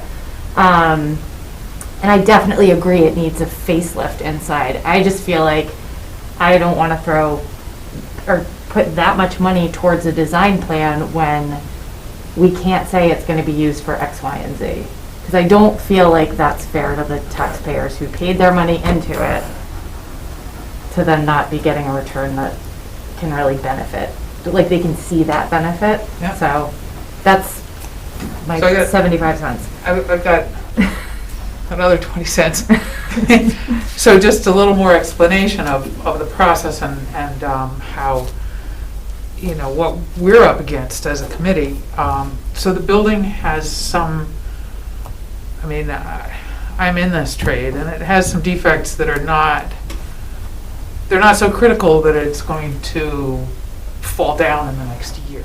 Probably not even in the next, you know, we just fix the roof, so that usually kind of stabilizes things quite a lot. But there is a moisture problem and an area of decay in the basement. Okay. On the side where it's underground on the Crescent Street side. So imagine, for one thing, I mean, there's could essentially be mildew issues that will continue, and eventually remediation on those things gets more expensive. The other thing that we're up against is that when you go to do a small repair in the public sector, when you trigger a certain amount of, so the value on this building is low. And so it's easy for us to hit the threshold where we have to bring it up to code. Because we've spent a percentage of the value, and now we have to bring things up to code. And so then then all of a sudden, now we're not just fixing this little thing in the basement. We have to fix all kinds of things. Gotcha. And then, at a certain point, there's an economy of scale that we're already there. And, we might as well actually do a good job, because we're going to be in it for so much. And so, no, we don't have to decide this time. We can kick it down the road. If we kick it too far, the committee is going to have some numbers on what it will cost us not to do this. Right. So, I mean, that's important, because at some point, we're going to be throwing money away anyway, so we might as well see if we can figure out, what the heck are we going to do. Right. And unfortunately, the state also does, which I think is really unfair, in order to make sure that we follow procurement laws and we pay the prevailing wage and all this, they won't even let us phase the project. So we can't say we need to do $3.5 million worth of work on this project. We're going to bite off 150 this year, because that's what or $1 million this year, because that's what we think we can do, and postpone and phase it out, because they feel that by breaking it up, we're going to try and get around Oh, I the law see. of Yeah. of paying prevailing wage. Yeah. So, you know. And trust me, I've suggested that. We're Yeah. stuck. Yeah. We're kind of in this place that it's like, well, we're either gonna like forsake the poor thing or we're gonna go for it. So I don't think this is going away. And the Yeah. other thing is that CPA funds, I know they're taxpayer dollars, but this project can actually accomplish things in that building with CPA funds if we do it all at once as a CPA preservation, that we couldn't do otherwise. So for instance, the lift, we could say, we're only gonna use the upstairs, or you can access the downstairs and we'll just cut them off from each other. And you can have a staircase, but they won't have, there won't be that communication between the two. You can't have a function going in both because Right. they're not Can't walk. handicap accessible right. from. So we could do that, but we can actually wrap an elevator or some kind of a lift into the project while we're doing this. It's not something that we can Right. get money for separately later. We would, Right. possibly we could get it from somewhere else, but, so there's some things that can be handled. And I think unlike the library, this is not about paint color. This is not about foofy and spritzing it up. This is about just making it a usable building for the future. And, that could be, I don't have kids, you have kids.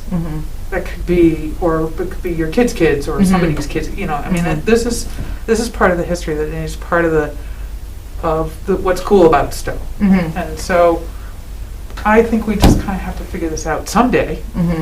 And so we don't have to do it now, but, But if we don't do it now, some of the people that are on the committee now won't be coming back to it. They'll be done. it's, They've put a lot of time into it. Ellen And- knows what that's like, I'm sure. Yeah. But, it's one of these things that we've also got certain things that if we don't do the project, we probably will be putting taxpayer dollars, not CPA funds, into some of the repairs. And that's some of the stuff that we've talked about also. So, Where is that? Is there, sorry. So, You go. so like the moisture problem in the basement. That's the understanding that we have is, and Courtney probably knows more about the CPA stuff than I do, but I believe that if we're, I've argued that we should be able to use it, but other people have said, nope, you can't use the CPA funds just for maintenance. But it's literally preservation. So I think these things wind up being a semantic argument about the what the actual activities of the project are. And my sense from the Community Preservation Coalition, the people that give us guidance, my sense is that it's just a matter of winning the semantic argument. And, if we have a good lawyer on our side, we could probably do that. I mean, not literally, but if there's somebody with a legal mind willing to apply themselves and use language carefully, that the argument can be won. So I think that the CPA, the law is, the act is it's interpretable the way laws are. And there is some latitude in the interpretation the way there is in other laws that we have in the land. So my answer is that there's no hard and fast, I mean, it's not really, I don't know if there's always a quantitative measurement of Okay. Were you gonna ask something? I don't know. I'm sorry. I feel like I'm not trying to be like a negative Nelly. I just feel like I just want to know. I just want to see a plan. I would move that we do not have consensus, and we perhaps are not able to support this article fully as a unanimous board.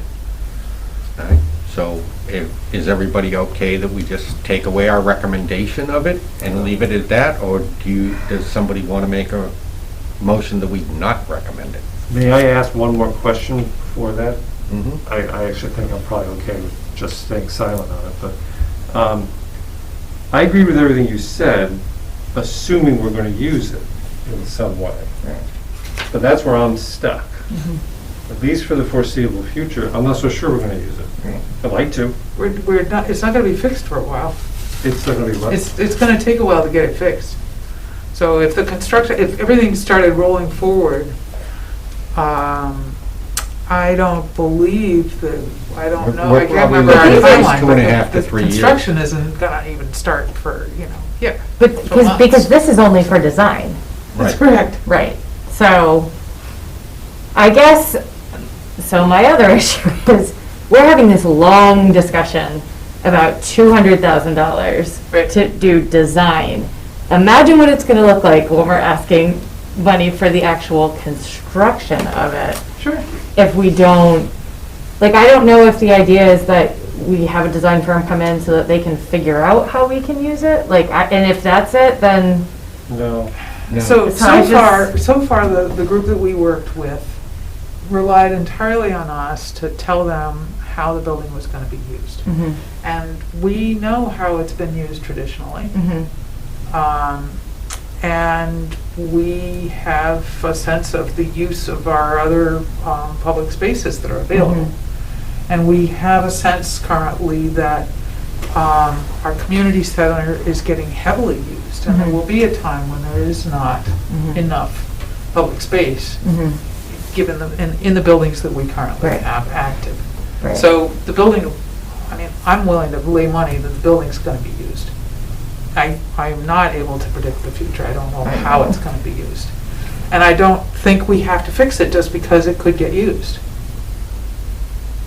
Okay? I mean, I think it's a good idea to fix it, but I don't think we have to fix it just because it could be used, because that's up to us whether we want to provide free space or inexpensive space for our community to do stuff.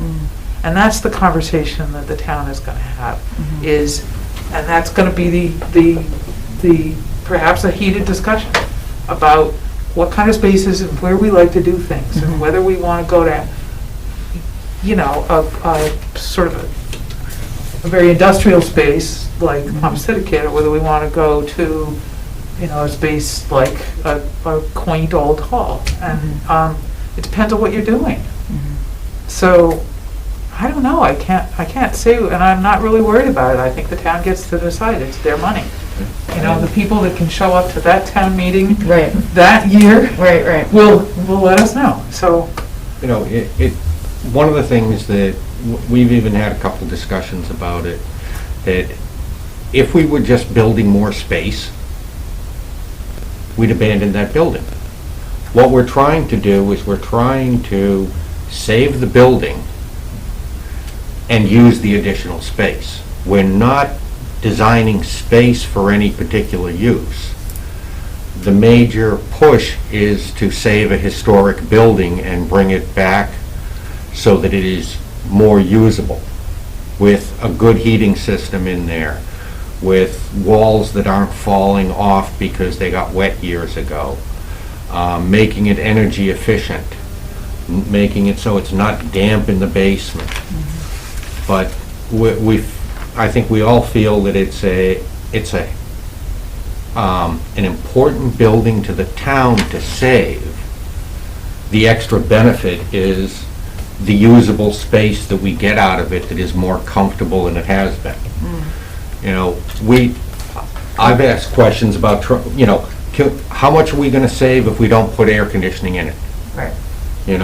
Things like that. And we never got a good answer out of the architects that we had. But certainly, so, about 10 years ago, Lancaster abandoned 2 or 3 buildings in their town center. And they didn't mothball them appropriately. And they'll get sick. 5-6 years later, when they reopened them, they had massive costs. I assume if we mothballed town hall appropriately, it would cost less than $3.5 million. Am I wrong about that? Because if that's what it's gonna cost, then sure, I'm with you. Let's bring up the code for some kind of use, but if it's gonna cost less than $3.5 million, I'm kind of assuming it'll cost less than $1 million. And if that's, Just by saying mothball, you're saying that you would like to put it on hold indefinitely and stabilize it so that it won't deteriorate further. yes.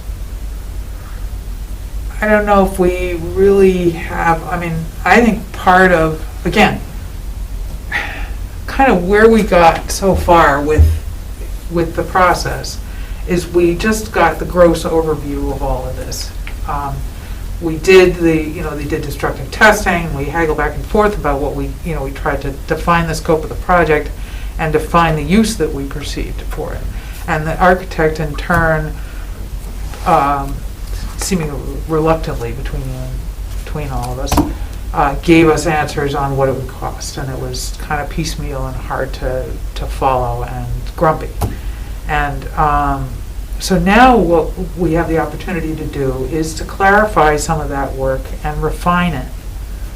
That's why we need a little bit extra money, which we probably won't use all of, and it'll go back into the, where it came from. So by refining it, we also get to find out what it'll cost us to do nothing or how we can. I mean, that's one of the questions that we can say to them is, we need to know what, we need to be able to say to town meeting, you're going to do this, this, or this.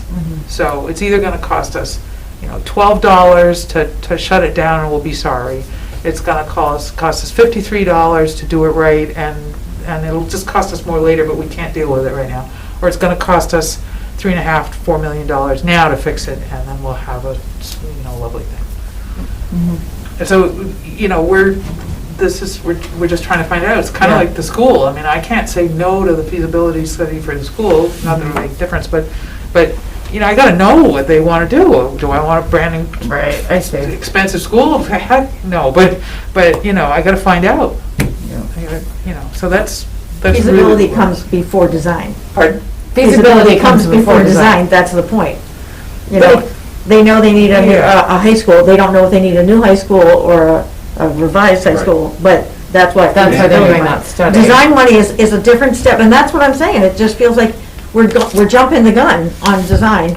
And, go through a process, have we done an inventory of not only what space we have in town, but what people want in town, and what do we want 5 years from now or 10 years from now? Well, the library has just cut back on how you can use it. It used to be the place we had meetings, and then all of a sudden the community center opens, oh no, you can't have meetings here. Like, what's up with that? So it just seems like there's some work that needs to be done, and it just feels like we jumped the gun on.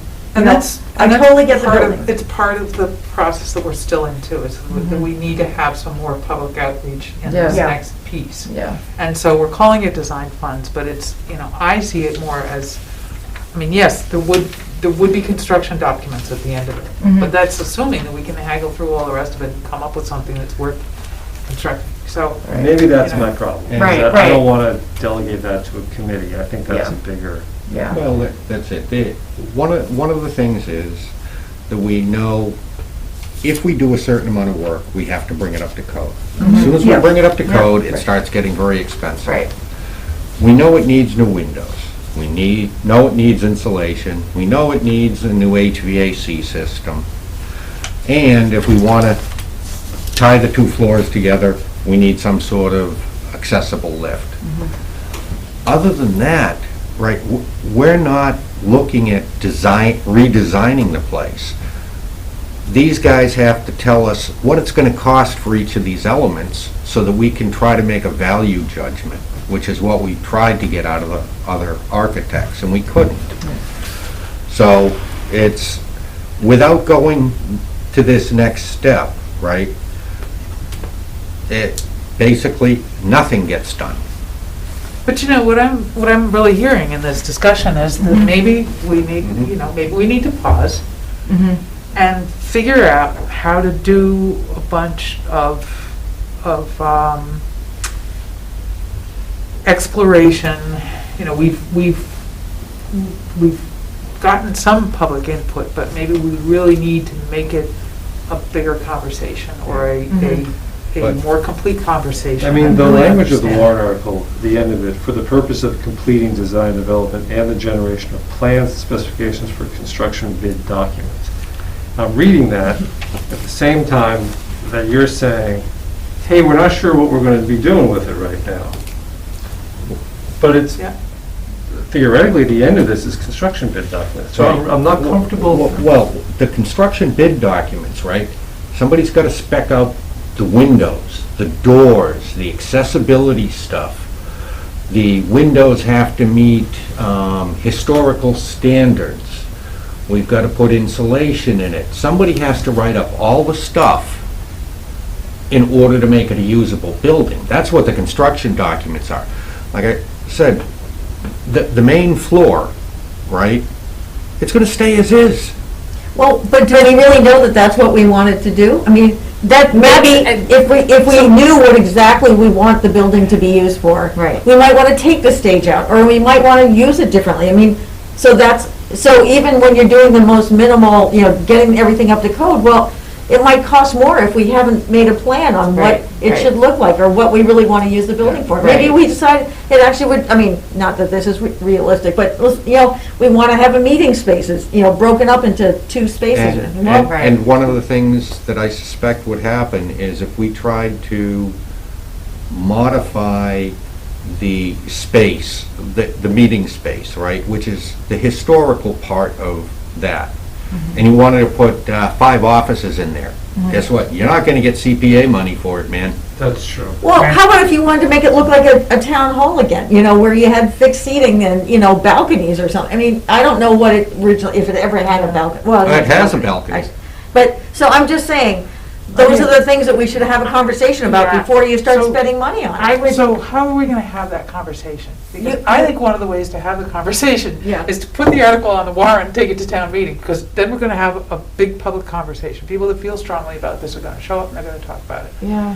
And if we don't want to spend the time, because we've got all this stuff going on about how we're going to accomplish town meeting, so, Right. we can just kick the can and say, let's honestly spend some time in the next town meeting to haggle this out on the floor, because I would, people don't show up. You say, Yeah. oh, we're going to have a public forum, so, and Yeah. 23 people show up. I And would- that isn't maybe enough opinions. I would feel better if money was used, and I don't know how, to hire a consultant, like a design consultant, to talk to you about like what people want and sort of put a plan together based on that. And spend money to hire the consultant to be able to do that. But to know that, you need to know what needs are out there. Well, and so I can Yeah. only speak to being on planning board, but I know we just went through this with Lower Village and, and we're able to put together a fairly comprehensive document that we had done surveys of people in town. They had done visual preference surveys. All sorts of Yeah. things were put together to say, so that we could say, like, this is what people in town want based on, what we're hearing from them and what we want it to look like and what we want the uses to. And so I feel like I would get behind a warrant article that spent money on that if I knew what money was being used for. Do you know what I mean? I do. Sorry, I know this is going on forever and. I'm going to make a suggestion because it's getting late. I'm going to suggest that we just take no position. And somebody may want to vote against that because you want to come out against it, and that's fine. But I think, and I don't want you guys to take this as any disrespect for all the work you put into this, because I know, and I have to say, I'm with you on the sense, maybe because I've heard, this is like the 4th time I've heard this, that if you're going to use it for anything, there's a minimum you need to do, and this is designed to accomplish that. But I'm not convinced that at this point we're going to use it at any point in the future. We might like to, but we're at a point where we have to decide not to do things we'd like to do, if that makes sense. Sure. And this is, again, this is one of the few meaningful line items we can control. Because fire every other person in this building, nobody sees $1 come off their tax rate. That's just a fact. That's just a fact. Their services go way down, but their taxes don't. Wow, yeah. So, what was the last motion made? Maureen, do you know the last motion made? It was, you made the motion to support it, and Courtney seconded it, as I recall. To support it or to reconsider? I said to support. Oh, right. Okay. Reconsider passed, and I said to support. Yep. So I'm going to withdraw that motion, and I'm going to say, I move to take no position on Article 58. I'll second that. All in favor? Aye. Aye. Well, we're united in that. Okay. It was a good discussion. It was a good discussion. Yeah. Sorry. I got. Welcome to me on the board. No, I got a great idea from that, which is that maybe there's a way that our committee can partner with planning board staff to get a little help, because doing things like getting certain kinds of really granular surveys, Yeah. we might. Yeah, I mean, they have really- some stuff. I don't know if they. Okay, And we're so harassed. much for the meeting. I told my wife I'd be home in an hour. Sorry. That's okay. I had a question on, I know not all the articles, you don't vote on all the articles. Mm-hmm. You didn't take a position on the playground at Town Center Park? Was We there did just- not. I'm just wondering why that, when I looked through the last chunk, you didn't, that was one of the few that you didn't. I'm just wondering why. Well, at the time, what it was is, Jim had said, send in ones you want to Ones you wanna discuss have and discussed. support. All right. And, We could. Because I actually put that in the arguments Jim was using particularly. It's like, not now. Yeah. We have perfectly good playgrounds. I don't really understand why they need that. I mean, I was opposed to the park in the beginning. But I can just do that as an individual, I'm not. well, we could have another 20-minute discussion to take no position. Or not. All right. Or we can adjourn. I think. Well, I'll say, if I would just ask the group to think about it, and then Saturday morning or whenever, or half hour before our meeting, if people think Mhm. they'd like to take a position on it. Okay. We'll do a straw poll first, and then we won't get into a long discussion. I think we can probably, unless Unless anybody you has already know that. anything burning for liaison reports, I think we can skip those. I just had one question about Board of Health. Yep. Is meeting tomorrow, and given the lake stuff, I think you've been the liaison, and I was just wondering if you were planning on attending. Probably not, but Okay. given the times that they meet, I have been remiss. I probably haven't shown them much love. But Okay. I think that, now I'm trying to remember, I think did Bill send out, or Maureen, did you send out what the rules and regulations that were put out by the Board of I think Health? Bill sent that out, yeah. Bill sent that out. I just, this interest, I mean, what came late in the information from rec and stuff, the whole issue about asking Board of Health for the permit or whatever it is that they're supposed to get, and that they didn't get it. So I'm just curious what Board of Health is thinking. Well, Not that they don't have a lot on their plate right now. No, and I had briefly mentioned to Jim earlier, I was in the planning board meeting last night, and the bit about the outdoor dining warrant article that is coming up, I think it would behoove enforcement to have the Board of Health be able to come out with some kind of a template as to how businesses doing outdoor dining should be behaving, given, and like, whatever the document is that we got, that was forwarded by Maureen today, sorry. Well, that related to the beach, I think. No? No, it also, I don't know where it is now, anyway. I don't know, maybe I'll hop on the Board of Health call and just ask them tomorrow too, because, It won't be on their agenda though. well, it's public input though, I can just Yeah. say whatever. I mean, like I said, I think it'd be probably more effective to just have Jesse call Cindy or Jim Greffy. Okay. And and ask them what they, okay, On a staff level, how do we get this on their agenda? How do we get something done? okay, Makes sense to me. okay.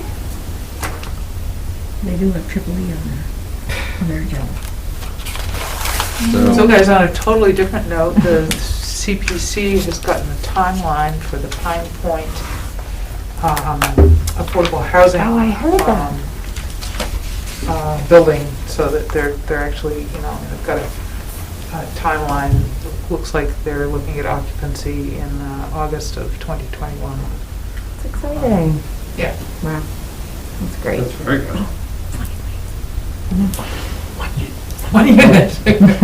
God, how long does that take? 8 years? Yeah. Is it gonna be a duplex? A duplex, sorry, yes, 2 units. It's a duplex too, it's so unusual, it's I know, seriously. Anyway. All right, All right. you want me to make the motion to adjourn? No.